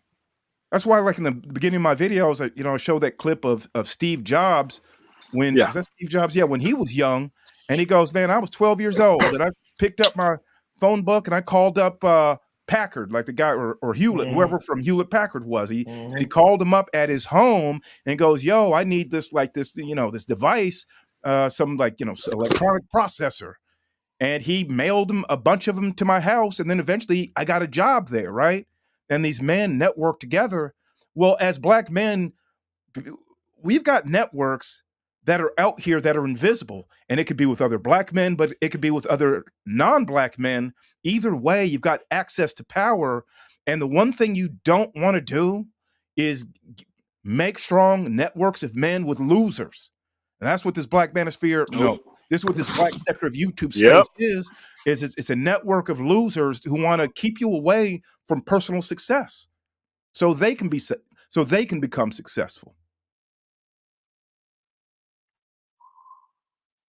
They're here to uphold the Agreed. brokenness of the community as the actual ability of being black. Like to them, they want to keep the struggle going beyond, they want to keep the Jim Crow shit going. They want to keep kind of mental slavery going. Mm-hmm. When none of that shit Mhm. is, that's not it. Like they need white supremacy, the myth of it. When you get around these people that you think are so fucking Mm-hmm. supreme, they're not all that supreme at all. They just got a better network than you do, Mm-hmm. a better network with less effort in maintaining it, which is Mm-hmm. collapse itself over time. And so this is why you're supposed to be on the gradual incline, so that way you could be fitted into that actual social circle yourself. But what most people do, they prop the door open for the wrong type of fucking person first. Right. Yeah. Right. Right. Exactly. I And can't do it. I can't do it, man. It's like it's not even about the actual person. Who is he trying to prop the door open for? Who does he hang around when he's not pretending like he's part of our group? And then all of a sudden you look around and that's what it is. This dude is just an undercover maggle. He's just trying to bring these maggles to the forefront.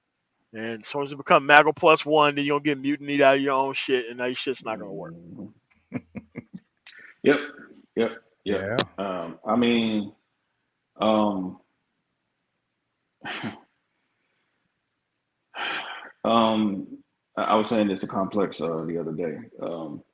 We were talking, and I was like, some of the most, the, some of these content creators, yes, they're detrimental and they're a problem. Um, but I was telling him, I was like, man, we gotta look at the people who give these types of people cover too. You know what I'm saying? And I compared it to Sure like do. Hitler. I said he didn't go out there and kick nobody's ass personally for power. There were people who delegated authority to him. Like, who were they? Who were these people that was willing to delegate power to him, willing to bankroll him? Those are the people because history always tells the story of the tyrants, but it's not telling the story a lot of times of the people who enabled these types of people. And so this is why this is why I refuse to go on Art and Styles panels anymore because he sits there and tries to make it seem like he wants productive conversations to happen in his space. But every time Brain Trust members go over there, they're getting attacked. He lets BDS come up there, man, attack people, cussing people out. But he's such an elder. Lets them come there, cussing people out. and there's no real conversation to be had because he's already picked a side. And those are the people that I don't really care for the most. I don't like when people play the neutral party, but they Yeah. know they've already picked a side. I don't. I could deal with BS because he's honest about he is who he is. He puts it forward, and then you make the case on whether you want to fuck with him or not. But it's the people like Art that I don't really care for because they really make it seem like they just want to be neutral, and we want to have these, honest, conversations about trying to fix, black community and stuff like that. When they have no interest in fixing no black community, they have no interest in righting He's any married to a wrong. Brazilian. He don't even have these black community based issues. Right? You know what I'm But Yeah. he saying? but but he puts on platforms to allow these dumb niggas to get their shit off. And it's like at the end of the day, their level of success is maintaining the brokenness of this community. And I'm cool with that. But at the end of the day, you just got to be able to be part of another group. But most of Black America is separating you from better men and better women. That's the Hmm. social goal. The Yes. goal is to Yes. turn you into another one of them. Yes. And they That's want you to feel so isolated to be around yes. smarter people, more accomplished people, people who have better cultural outcomes. This is why you're dealing with a bad pro black when he talk about he don't want to be compared to other fucking communities. The fuck are you talking about? Like what the fuck are you talking about? You can't compare us to other communities. I'm like, nigga, all you do is compare yourself to other okay. While simultaneously playing the biggest fucking victim, but they don't want to be compared to other communities. Well, Oh what my the fuck? God. Like it's like I'm like, bro, listen, man. My grandfather told me about this shit years ago, and it's the same. And see, I could point this shit out and walk away. They have to keep walking into this and stepping on these rakes and fucking low crawling through fucking minefields, acting like this shit haven't been said out loud. This man says nothing on rakes. Yeah, One of the craziest things with art too, Oh my God. like, well, one thing, as you're saying, I mean that not only does he has a Brazilian wife, then what he does is he tries to underhandedly, sneakily. You hit that on the head, Rael.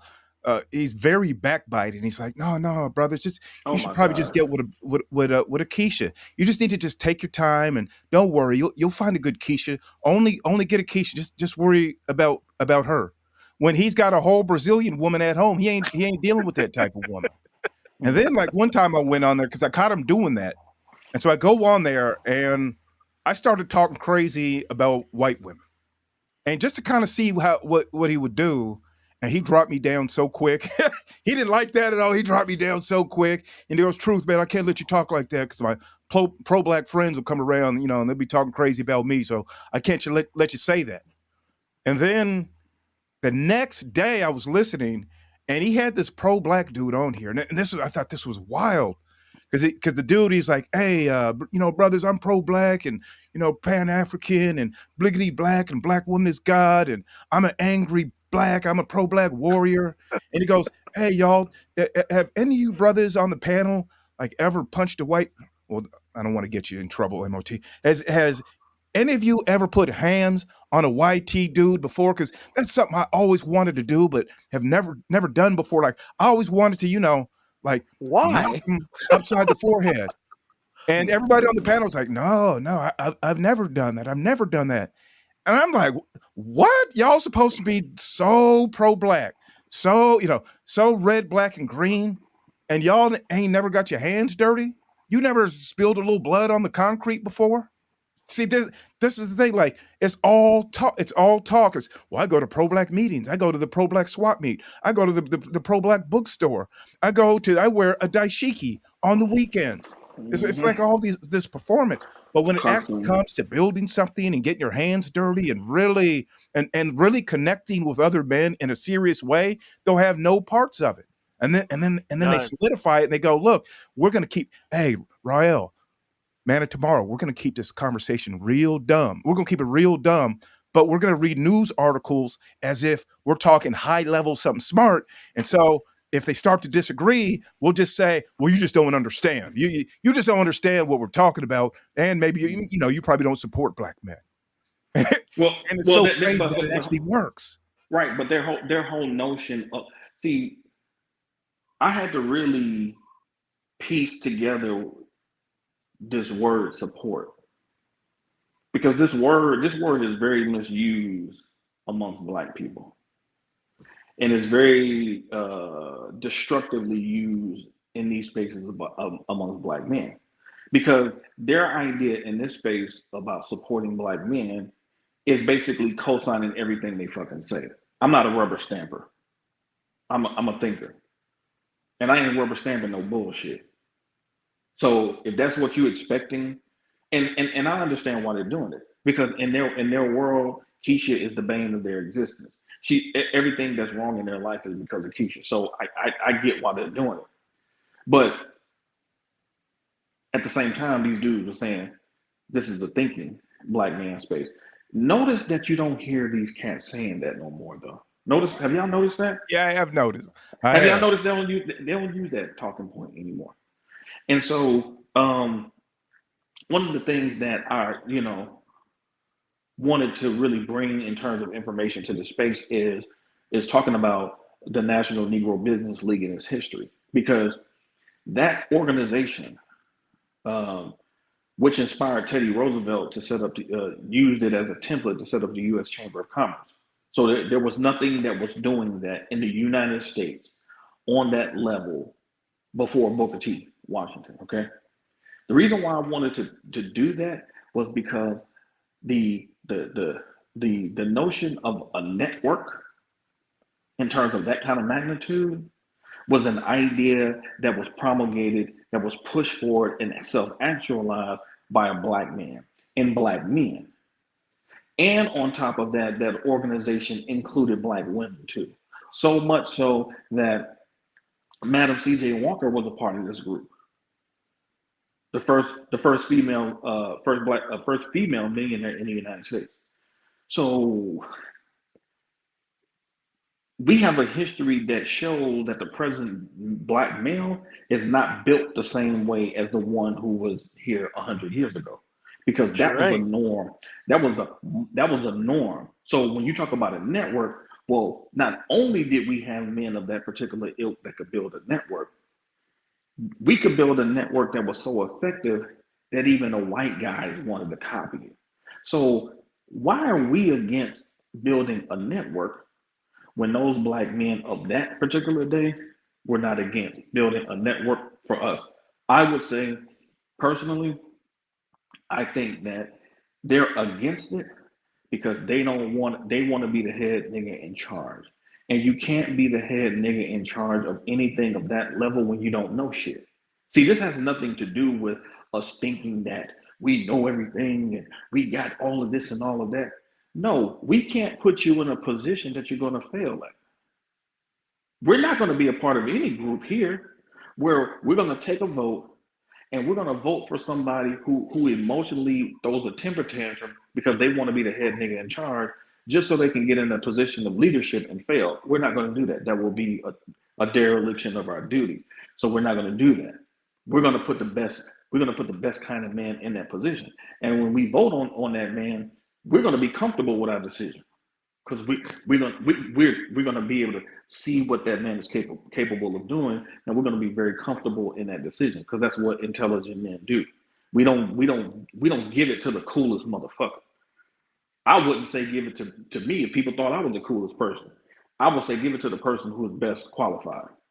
And so a lot of black men have a hard time following black masculine leadership because they've never had it in their lives. Their whole lives is about seeing either women in charge or some white people in charge. So seeing black men in charge, it offends them. It offends their sensibilities. To that Whereas very for us, core. to their very core, Hmm. as opposed to us, I mean, hell, I have no problem. I mean, that's one of the reasons why I joined Brain Trust was because I was willing to follow direction from these men in this particular circle. Because in order to be a good leader, you got to be a good follower. So I make sure that when I conduct myself on the brain trust, man, it's in a very sensible fashion. I'm going to take the direction. If Mike say, "Hey, man, hey, don't do that over there," I ain't gonna look at Mike and be like, "Yo, man, nigga, you can't tell me what to do." I'm gonna be like, "All right, you don't, that's not a good look. All right, cool, no problem." We have to be willing to take that direction. You know what I'm saying? But I'm looking at Mike's work too, and so because I've seen Mike work, I'm like, I can take direction from him because he on point with his shit. That's the difference. We're not saying that y'all can't listen to people in these spaces. We're saying make sure you're following direction of men who are qualified, who are competent. That's all we're saying. We're not against the space because we're not against the benefit. I mean, the well-being of black men.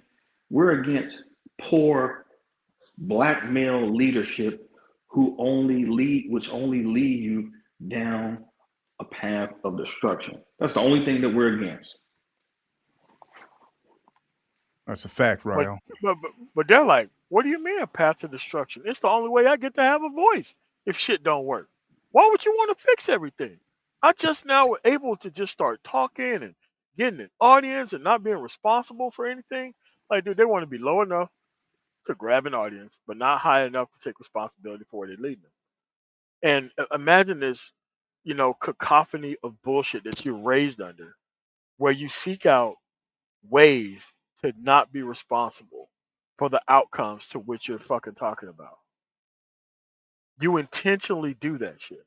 Like, they don't even know that they're the inside man here who's destroying the fucking space. They Yes. think dumb niggas are the space, not that dumb niggas are an invasive species to the space. Because dumb niggas don't go and create anything among dumb niggas themselves. They come in and infect an actual place and shut it down from the inside out. Right. Then you have all this collective cowardice and silence and stupidity and shit, and they'd be like, oh well, I know. I'm like, if you know all the answers, then why the fuck have you taken better actions?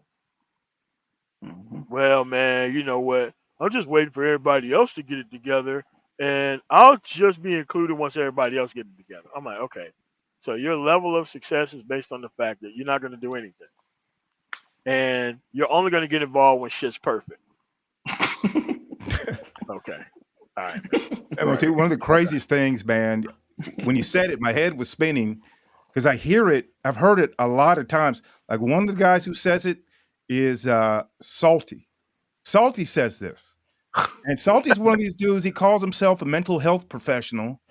But then he's sharing videos With that of name? dudes. Yeah, with that name. Why are you sharing dudes who are in prison for doing some of the most heinous things that you could do to women? And then he piles on Akeisha constantly, and then you're a mental health professional co-signing this BS.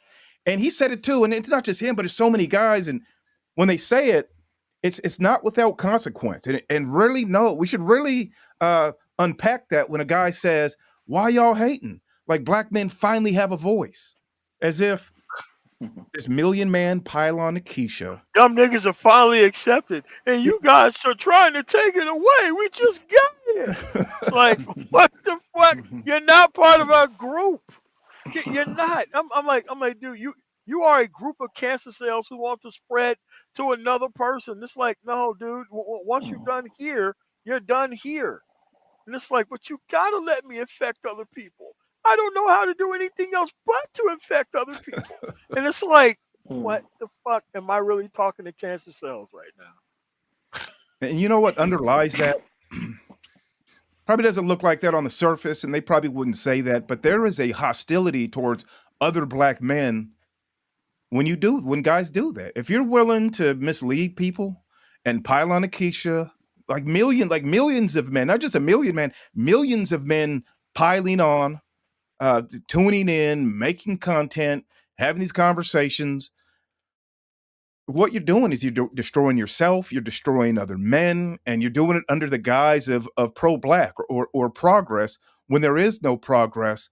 And when a guy says, my mentor is a woman, proudly, like open air, and it would be one thing if you just said it once in passing, just like, oh yeah, my mentor is a woman, like your main mentor in life is a woman. Okay, that's odd, but you say it like 200 times, and then you go on to say, I learned at the feet of black women.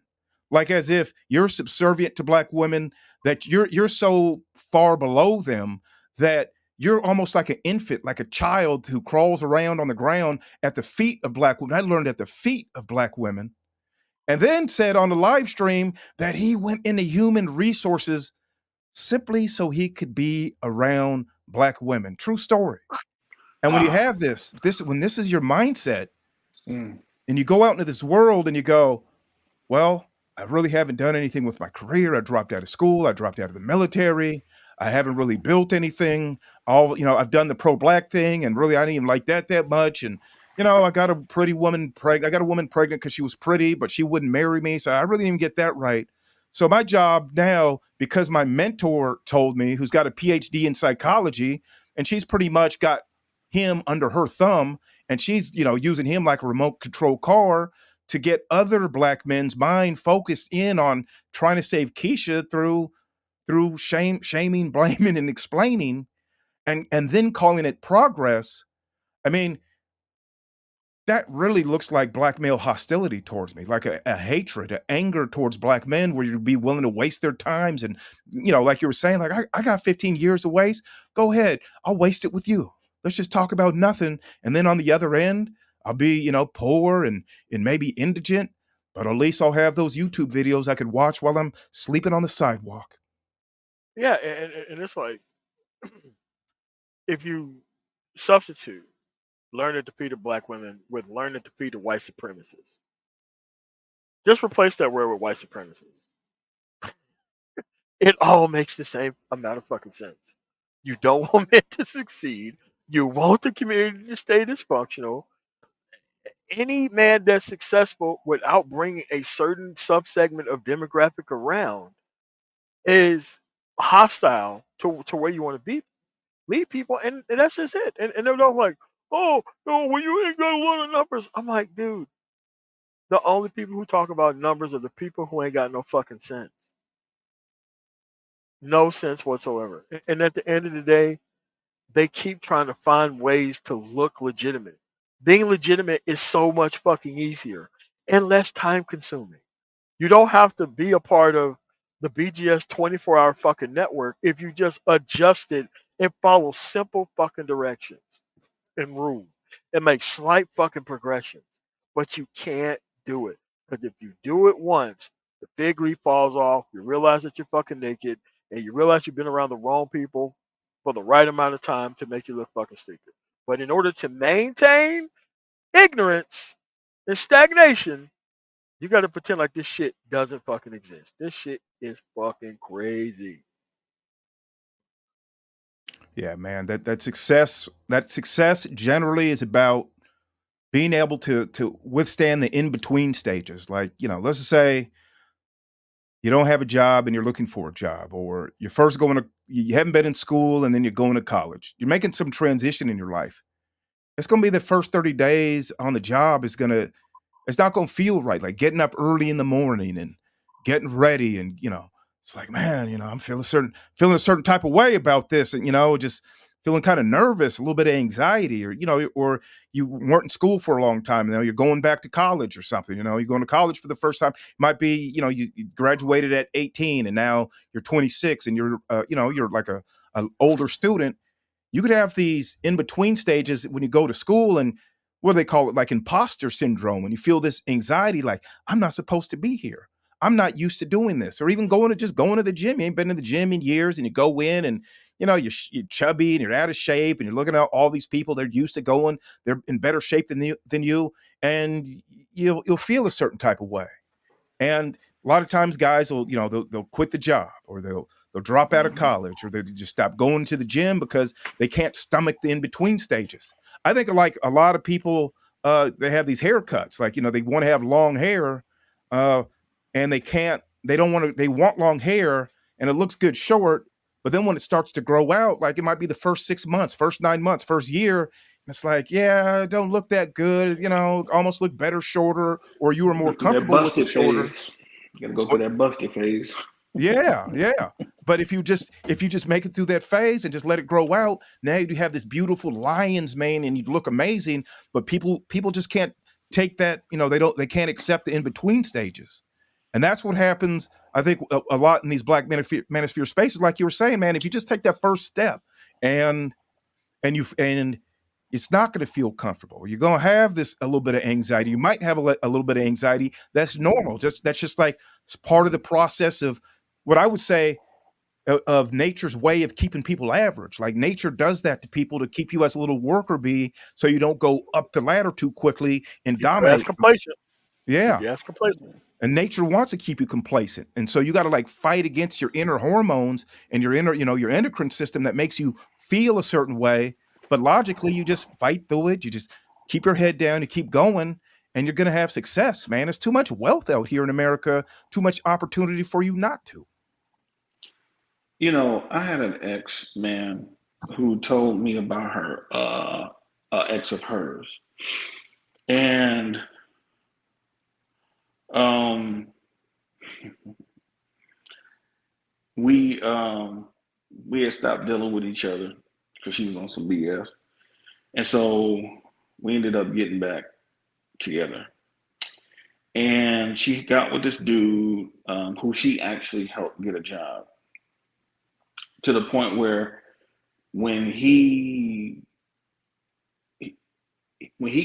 got the job, he was making more money than she was making at her job. She said this dude called her and was saying how he couldn't make it, he couldn't hack it. And she was like, "What are you talking about?" He was like, "I can't make it up here. I can't." Basically, he couldn't function in that structured environment. Now, it wasn't like he was a nuclear scientist or some shit, but he just like, I just can't make it up here. And she was just like, "Man, yo, do your job, man." So this dude sabotages the job by downloading some shit from a porn site to the print computer. Now y'all know he was a nigga. I ain't even I don't even have to ask what the race, like he was a nigga. So, and I get that kind of feeling from dudes in this space, and not what he did, but the fear of not being able to carry yourself in certain types of environments that requires you to conduct yourself in a way that not only communicates to people you belong in this environment, but that will open up doors for you.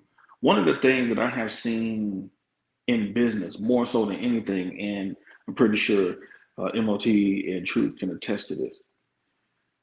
When different races of people see you on your shit, many times they'll be willing to open up doors for you. They will open up doors for you. Um, and this is what kills me with a lot of these dudes when they talk about white supremacy and stuff like that, man. The business opportunities that I have had in my life, man, have really come from interactions with non-black people. And so it's funny because on the one hand, they'll tell you how racist white people and other groups are. Well, they don't like black people. But then when we try to work with or work with black men in these spaces on certain types of things regarding business, they don't want to shift. They don't want to make that shift. But they're supposed to be black, and we're supposed to be brothers, and we're supposed to be together and all this other shit. But the people that they're telling us that are not going to work with us because they're racist, they don't respect black people. These people are more willing to open up opportunities for us than the very people who keep saying, "Hey, we black, man, we supposed to be sticking together." But we're only going to stick together when we're talking about stuff that's not productive, or if we're talking about being unproductive. We'll stick together all day long when it comes to that shit. But when it's actually to formulate a plan, to formulate something concerning productivity, especially amongst the males, now all of a sudden, oh, you don't have to do that in this space. And I remember somebody like Edward Anderson years ago saying that. Remember when Edward used to say, "Well, you don't have to get married to have doors opened up for you to do business," but then you turn around and you don't do business in these spaces. Like it makes no sense to have that kind of mentality when you're speaking against marriage for some of the reasons that men speak for it, because in a lot of ways it can open up doors for you being around certain types of people. But at the same time, you don't do anything business wise with the men in these spaces because that's not what you're here for. Because y'all said that this space is a space for therapy. This is not a space for productivity. I mean, but they didn't argue that point with anybody. They just decided to make it that way so that way they can stockpile this place full of people who couldn't be. They wanted to cater to people who couldn't be helped. They deliberately did that on purpose. They all did it on purpose. They deliberately stockpiled the place full of people who could not be helped, and then pretended like they were helping them by feeding them a whole bunch of bullshit. I would disagree with So, that, MOT, that they can't be go ahead. helped. I think a lot of these people, well, maybe some of them can't, but I think a lot of them can be helped, but they're in a space and they've gravitated towards people who have no intentions of helping them while telling them that they're here to help, to telling them that it's therapy. It's a way to process their emotions and their trauma. But really the whole intent is just to keep the emotional hooks into people and keep them just hanging like these meat hooks in their back and they're lifted up off the ground, or no, this pain and us just keep you floating in the air with these our meat hooks in your back. Like this is the help. Just wait, you'll see. We'll let you down Yeah. soon enough. 10 years later, they're still in the air. But I think that if they actually got around the right type of men in this space, they actually could be helped. But because I think that in between stage of like, look, you've been doing it wrong. There's other men that are far more successful and more knowledgeable and have a better understanding than you that actually want to help you, that are here and you have access to them. But I think having to confront that and say, and really looking in the mirror and having that conversation out in the open, I think then they start spinning, and then nature goes, no, we want to keep you average. We want to keep you stuck where you're at, man. We don't want you to go too far in life. So then they don't want to go through those in between stages. I think that a lot of these guys can be helped, and but the people they lean on, man, it's just this hatred and this bitterness. Yeah, but the default setting, the default setting in Black America is a miseducated person.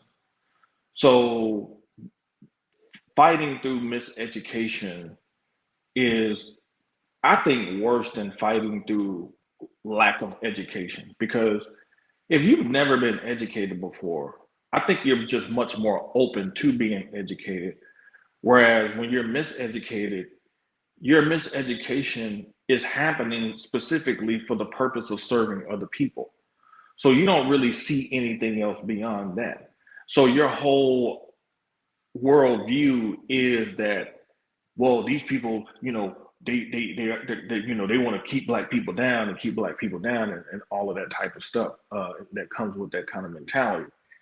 Um, and so that is very difficult to fight through because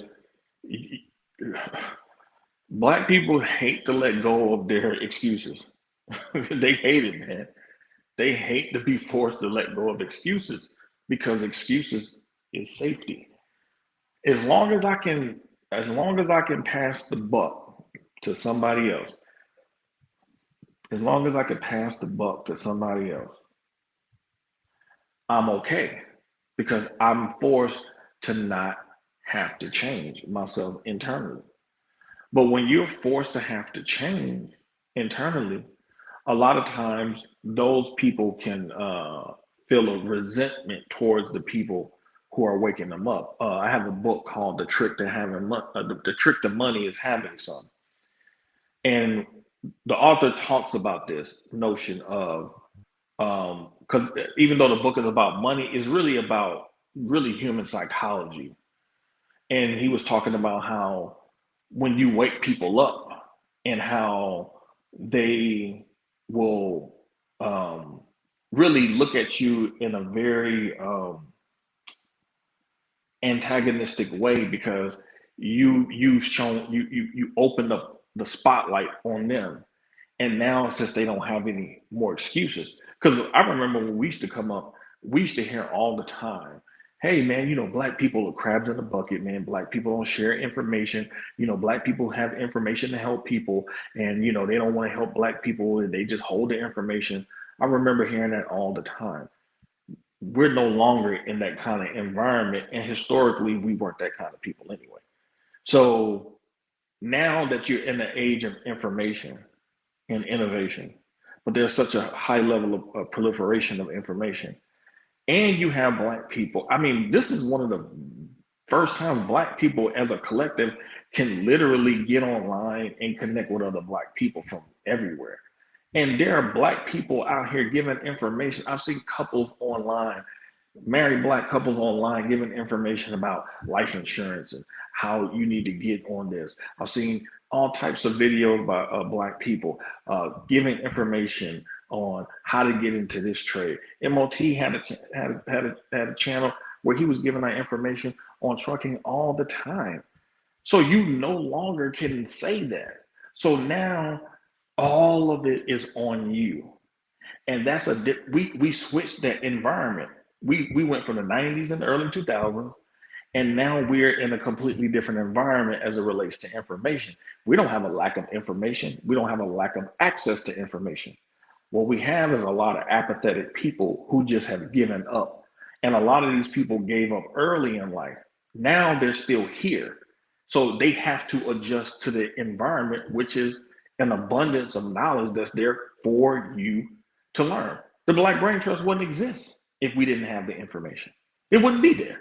So the Black Brain Trust is a microcosm of the environment, the totality of the environment that we're in, which is heavily inundated with information for you to change your life. So basically, those who don't want to, those who are failing because they choose to be failures, not because the information is lacking.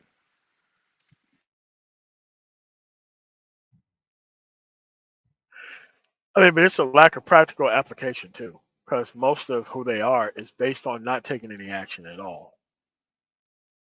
That's who they are.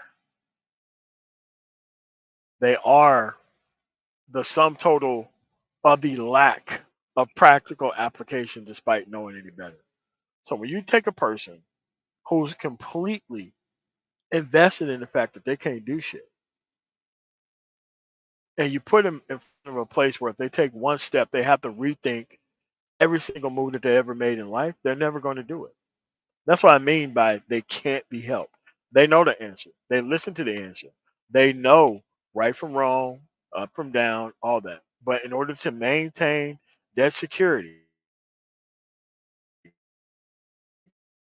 they won't take any action, none whatsoever, just to maintain that comfort. And I don't know what to do with people like that. I just don't. Yeah, that's called being neurotic. I just do I read not. a I read a book on that. It's called Being Oh, Neurotic, and it describes a lot of people in this space. It was kind of crazy because you end up going down this rabbit hole where, yeah, you just kind of isolate yourself and you put yourself in a position where you're just not going to do anything. You say, "Nah, I'm giving in," and then when people try to call you out and say or lift you up, and they go, "Nah, it's too uncomfortable. I don't want that level of success. I don't want any success. I just want to stay right here."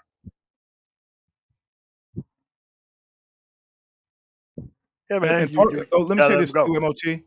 Also about like trying to dodge practical solutions. To me, it's Yes. like one of the most bizarre things within the black sector of YouTube is it's women's kid, her womb here, womb there. She did this with her womb. She's bad. Men good, woman bad. And you go, okay, I'm with you. Okay, I'm with you there for the most part. I'm with you. I'll give you 95% of your talking points are valid. I'm gonna give them to you. But let's talk solutions. Oh, no, no, no, no. The solution is talking about the problem. Oh, but wait a minute. But isn't the solution talking about family structure and building loving marriages and the building blocks of what it takes to put a loving marriage together and networks of men that shouldn't we be trying to create networks of men who talk about productivity while that's aligned with family structure because they're both intertwined. This is why why married men make more money than single men for the most part. Like on average, uh, Economic success and family structure do go together. Education and financial success goes together. Uh, Work ethic and success goes together. So shouldn't we be trying to synthesize all these together in ways? So if we were going to talk about women or have women on panels or talk about women as a pro-black, as someone who wants to change Keisha, shouldn't you be pro-marriage? No, no, that's blue pill. That's simping. You're trying to go back in the matrix if you talk about marriage. Oh, no, no, no, no, no, no, no. We got to destroy feminism. We've got to change all the marriage laws. We've got to get married contracts and these marriage laws rewritten. There'll be no marriage contracts ever again until before we even discuss marriage. And I think like, gosh, you got to be a real moron to believe, to even say it. You I got to got be one a real question for moron you, to sir. believe it, but then to actually say it. One question for you. What successful group of people in this country is actively out fighting feminism? Uh-oh. Uh-oh. Uh-oh.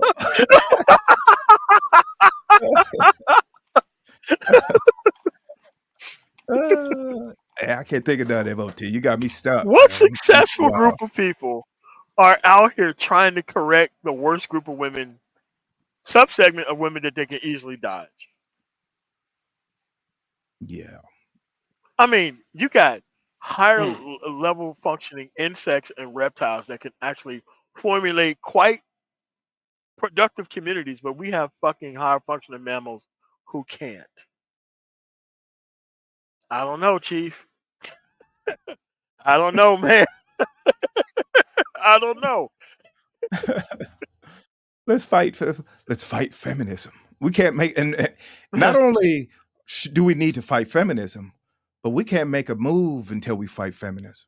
That's what Edward Anderson said. He goes, "Black men, we can't do anything until we get black women on board first. Until we get black women on board first, we can't even make a move. We can't really strive as a collective of men. We shouldn't even try. Like, good luck, because you can't do it without your women." And I'm just thinking, like, damn, man, you really hate black men, don't you? That shit should never even come out of your mouth.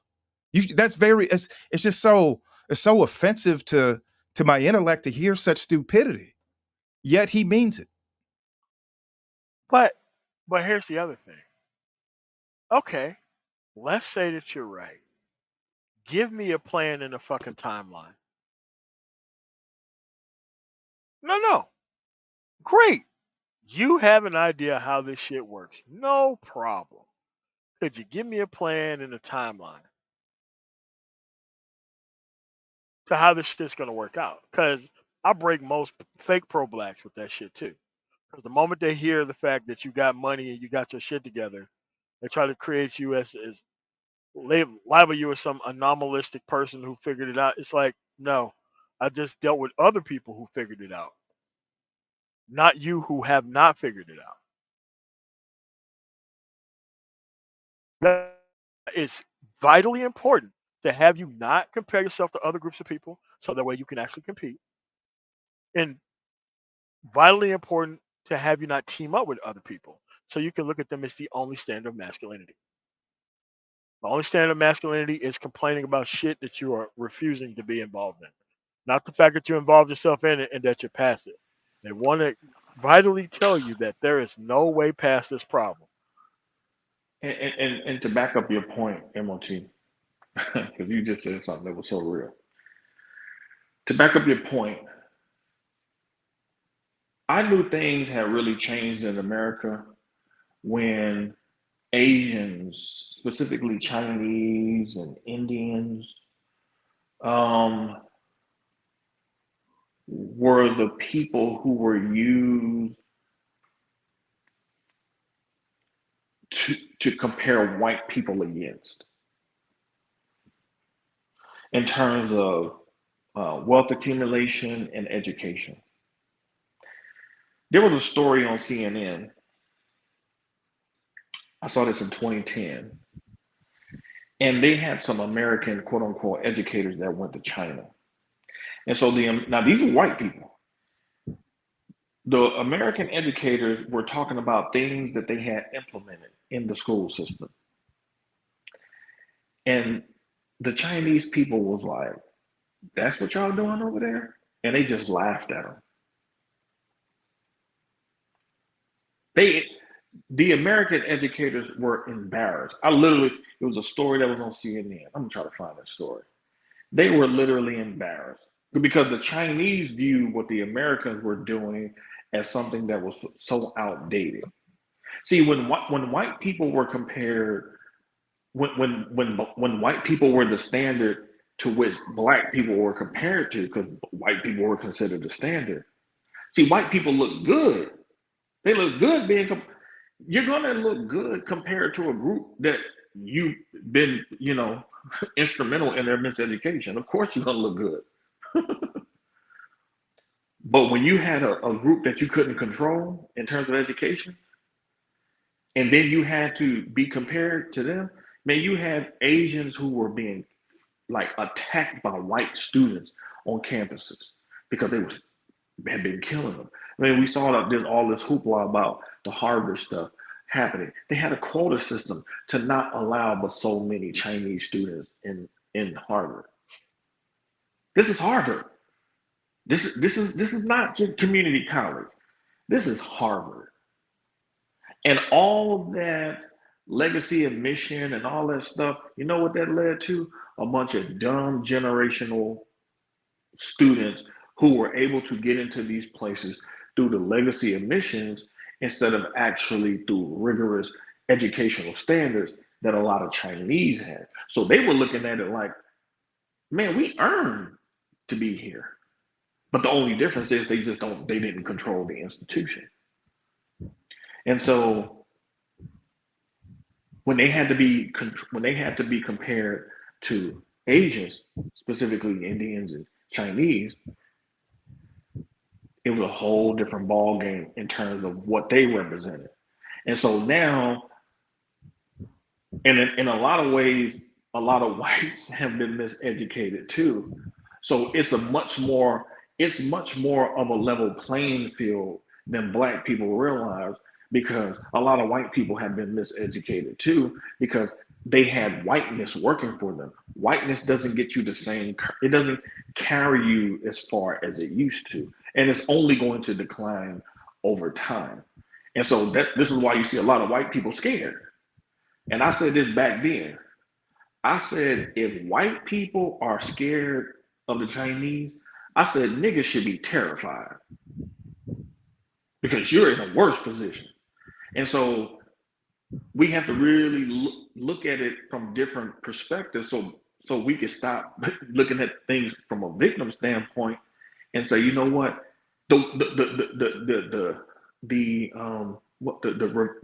revenge that you think you want, sometimes things don't play out that way. Sometimes things play out in ways that are kind of peculiar, but you still have an advantage that you can utilize if you just get to work because you can't rewrite the wrongs of the past and all that type of stuff. The only thing you can do is move forward. And so black people, especially black men, man, you're in a great position to make moves because you can connect with each other, you can have really truly productive conversations, and you can really get to work in ways that we never had before in this country. And even when we didn't have that, we still connected and made things happen. So we have no excuse now that we actually have the ability to actually communicate with each other. But masculine men, we're going to communicate a different way. We're going to talk to you like how our grandfathers and our uncles and those men of the old order, which should still be this order, we're gonna communicate how we got communicated to. They were no nonsense. They weren't, look, this shit gotta get done, let's get it done. And that's it. All these excuses about these females are not stopping you from going to a trade program. You Sure got not. governments that's paying you, paying for you to be in these programs, giving you stipends. You got private partnerships where companies will hire you, give you a stipend for your training. They need that labor. I mean, during the pandemic, they was going into prison, jails and prisons, recruiting for jobs because they couldn't fill them. So there really is no excuse to not be productive. Get away from the females in your family. Get away from these non-productive channels where all they want to throw in your face is the female that you think you want. You think you want, and y'all see all these different podcasts where they're interviewing guys and chicks, and the chicks are disrespectful. They fine, they look good, but they stupid. If you never got those type of chicks, man, you better consider yourself lucky and happy because they Yes. ain't fuck up your life. You know what I'm saying? So you should Because be the glad dudes who claim that they got them were the good outcomes. All the dudes who claim that they got all of this ass, what's the cost benefit Come analysis? on, dog. Come Hey, on. come on with this shit, man. All right, Dude. so so let's look at it this way. The people who are complaining about the lack of progress are actually complaining about the fact that things are not fixed fast enough from the people who are participating. That's a huge problem. That I want to sabotage shit. I want to go over here and do X, Y, Z. And it's like, okay. Oh, we've been voting 50 years. I'm like, dude, you're not even 40 years old and you talking about everybody else's accomplishment, not your own work. Because I keep telling people, the first thing of change is where you decide to make actions happen. And that is going to take a productive mindset to put yourself in an actual community where you can actually fight. Anybody can fight from the Mississippi Delta and not have any type of fucking success. That doesn't mean there's not a St. Louis or Chicago or anywhere else that have far better access to opportunities, educational wise. We got to start disconnecting these people from generational fucking excuses that they don't have. I don't want to hear a person talk to me like they're in like 1906 with 1906 fucking excuses in 2024. Where the fuck did you learn how to be weak?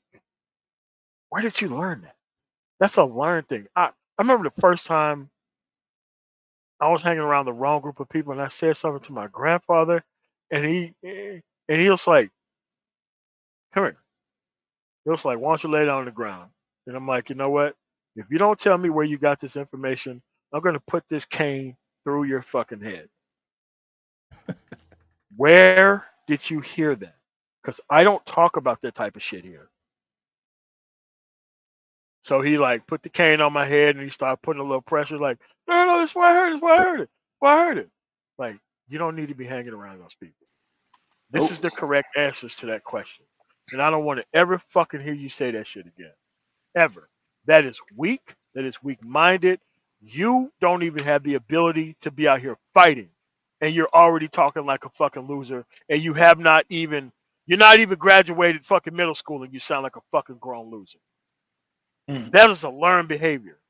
mm, You will get rid of that. These are the answers to that. You are my son mm. and we are not fucking weak. Salute to him, man. Salute. Yeah. No, man, everything was a physical lesson with him, man. Everything was a physical lesson. Okay, you can't do algebra? All right. We're going to go out in the backyard and we're going to take these rakes and hoes and we're going to start drawing these fucking equations in the dirt. We can't afford a Learn the chalkboard, hard way. but this whole field is a goddamn chalkboard. Let's get with it. Damn. Ooh. Mm-hmm. Ooh. Life's lessons. AMOT, Yeah. Rael, I got to get going. All right, cool, Yeah, I man. gotta get out of here too, man. Appreciate the Yeah, man, interview, I man. really want to thank you for coming on, man, and carrying the show. I was trying to find a good spot for this dude. I got to go back to the fucking Elon Musk shit, man. I got to go back to it, man, because I don't know what the fuck is up with this Verizon system. In like the past 3 months, my service has been getting slower and slower and slower in supposedly 5G areas. Damn. This shit is fucking Oh, damn. nuts. I've never had this problem before in my fucking life, but I guess I got to go back to the fucking you know the satellite internet shit. Like when I did all my first live streams driving across the country, I had no problem with internet because I had that shit in my truck. And it's about time I go back to it because it's way cheaper than fucking not being heard. When I should be doing a professional interview with somebody I respect. Truth. Thanks for coming on, man. Thanks for having me, MOT. I apprate it, man. I love the work that you do in this space, putting foot to you know what. That's my favorite. That's my favorite part too, because it's so funny. And they need it in this space. Rael, man, salute to you too, man.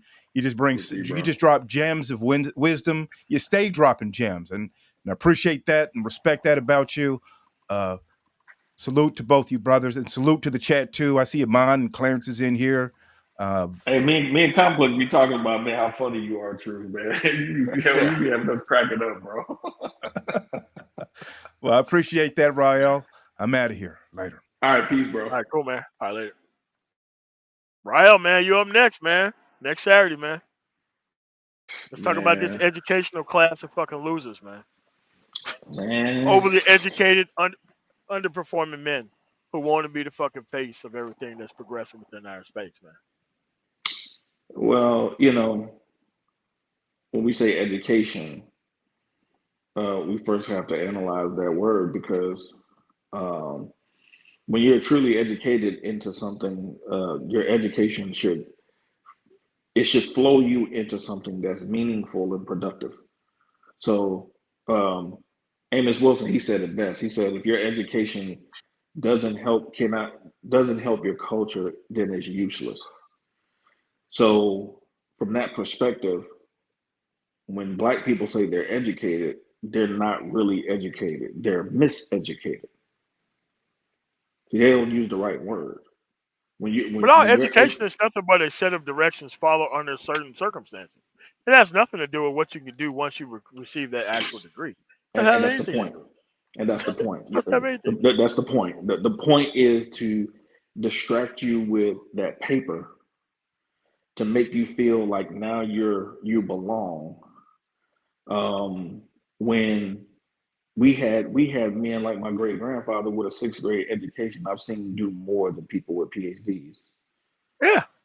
My So, grandfather built an entire city off of stepping on a fucking landmine, half a fucking leg, and he still was driving tractors and driving cabs and raising families and doing a whole bunch of shit after he hmm got out of the fucking military, by the way, wow. without quote unquote education.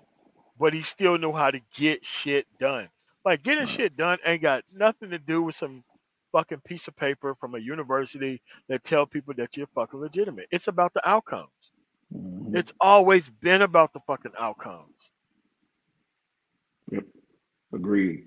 Agreed. For your group too. Yeah. This this we're the only group of people that think individualism really works.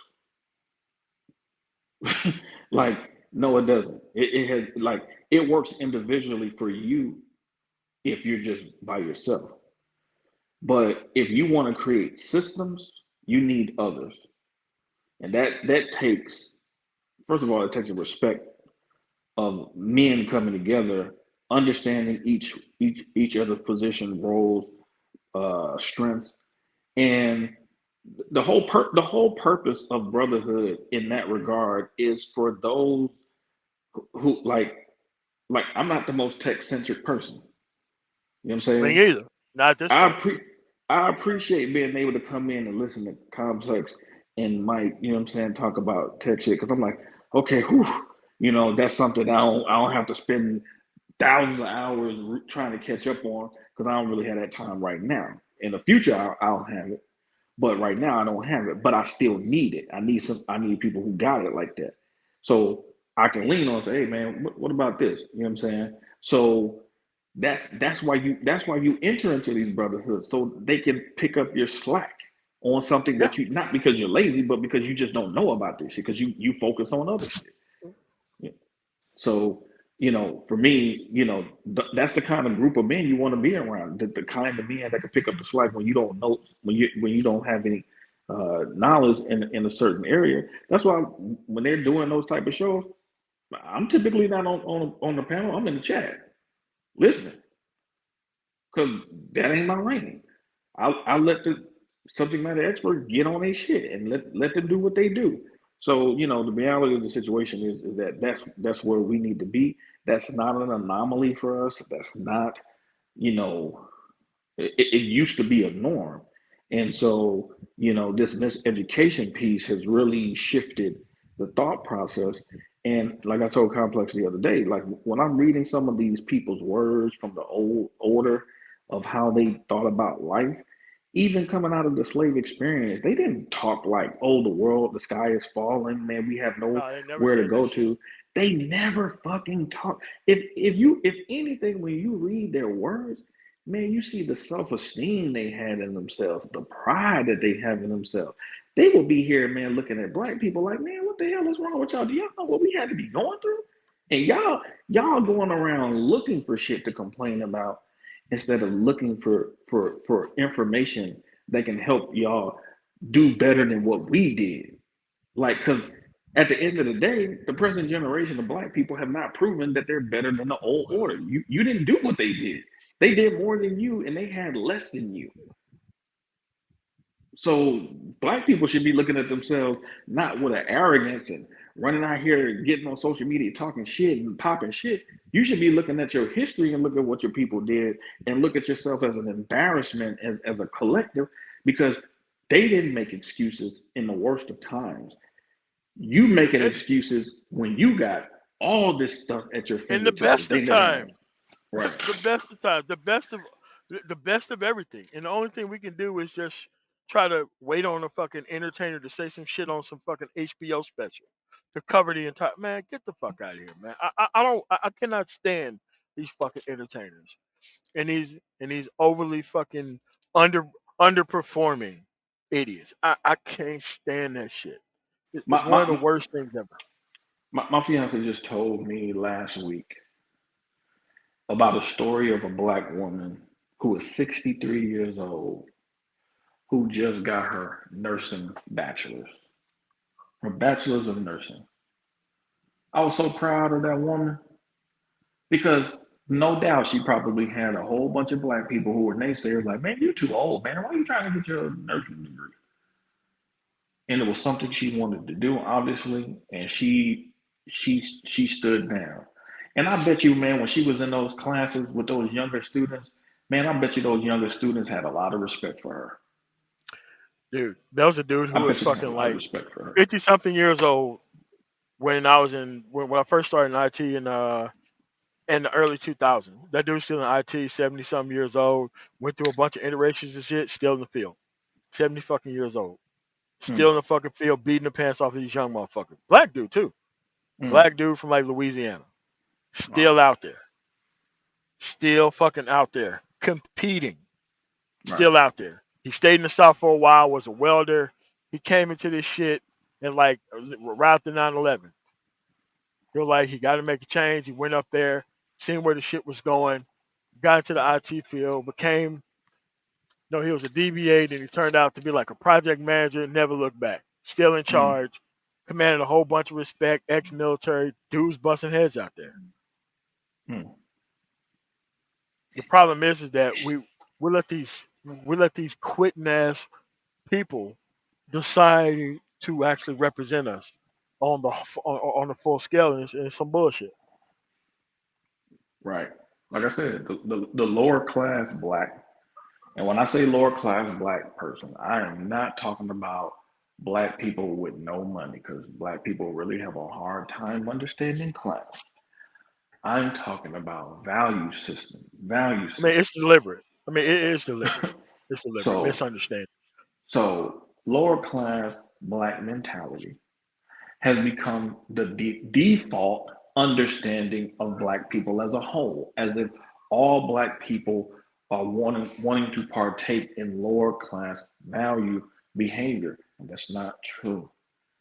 And until black people make that distinction, are willing to make that distinction, good black females and good black males are going to have to get to a point where they really truly want to separate from that kind of thinking and not feeling guilty that you don't want to support black people, not because you're not a black person, you're not real, but because you don't want to support some shit that's going to be counter to the good shit that you're trying to set up for you and your family. Because at this point, I mean, if you I mean, I'm not gonna even say I'm just being generous, like 30. But this is how you should be in general. But if you're 30 and you're not thinking family oriented things. You know what I'm saying? Like, I mean, you're really kind of going to be stuck out here, you know. And when I say family, I ain't necessarily saying you got to go out here and get married, but get with your brothers too and get a brotherhood. So when it's time for you to get old, like you can kick back and kind of relax. You know what I'm saying? You got to have something out here that really ties you into something that's bigger than yourself. Because if all you got is yourself as an individual, well, when you fall off, who gonna be there to help you when you fall? Who gonna be there to help you? You know, all this Lone Ranger shit, man, ain't even though they try to sell this notion of the rugged individual amongst white men, that shit ain't true. They always had help. Nah, it's that dude. There is nothing like that among them. Maybe the richest guy in town, who owned the biggest house, who's the biggest asshole, who's the most shrewd business dude, but that is not the grand majority of people in that community. No, Not by a fucking long shot. no, no. You're gonna need some help, man. You're gonna need some decent parents. You know what I'm saying? You're gonna need some relatives that can look out for you. You're gonna need some friends. You're gonna need some associates. You're gonna need some people, some strangers that just willing to take a chance on you. You ain't doing it by yourself. Your initiative, yeah, that's your own internal compass. But you're gonna need some people to pave the way for you too. You know, so you know, like, cut that shit out, man. Like, no, like you're not gonna be out here doing it by yourself, and nor do you want to. You know, that's some bullshit. Like anybody that's selling you that, any black male that's trying to sell you that shit is no different than the black females who try to sell unsuspecting younger black females on this independent, I don't need no man bullshit. It's no difference. Yeah, man, It's people are just a beneath male me to version of even it. fucking talk about. And at the end of the day, if you have infinite choice and you still fucking behind, I ain't got nothing to talk to you about. Why don't you Right. go to people who fake like they give a fuck about you? Because I know I don't care. At the end of the day, I'm not here to police that. You know, at the end of the day, you should have better fucking outcomes. If you have more choice than me, you should have better outcomes. You don't, I don't know what to say to you. But you got to go to one of these people who make you feel special and shit. Right. That's why I'm like, look, I would never want to get rid of fucking like Derek Jackson. There's so many women I got out of my life by them sharing that type of fucking bullshit content. I just didn't say nothing. Yep. I just actively got them the fuck out of my fucking life. Period. It's same thing with the KS shit. They have no idea that I actually knew this guy, emailed back and forth with this guy and shit. I just don't say shit. I just remove him from the fucking shit. That's it. Like, oh, okay. This is what you think. This is what you believe. No problem. You have a really nice day. That's all it Wow. is. I just don't say shit because guess what? The world can exist without you, and this shit has to come to an end. And I don't have time to keep reminding people of this shit consistently. I don't have time for it. At the end of the day, you should fucking know this shit by now. I don't have time to wait or waste time because when it comes time for those people, they don't waste time either. They try to corrupt and destroy as much things as they possibly can with the quickness and then leave everybody else behind.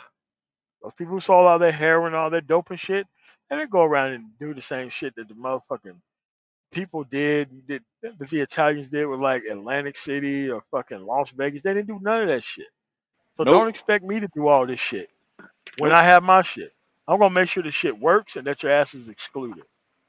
That's what it is. I don't give a fuck what it is. It's gonna work without you. Agreed. That's what I'm Let me on. get on up out of here, man. I gotta get up out of here, bro. Good All right, talking to cool, you. man. Well, thanks for coming through, man. You have a nice one. I want to thank you guys for coming through for the match tomorrow. You guys have a really nice rest of y'all night. Look, if you ain't got the actual results, the problem is you. The problem is you.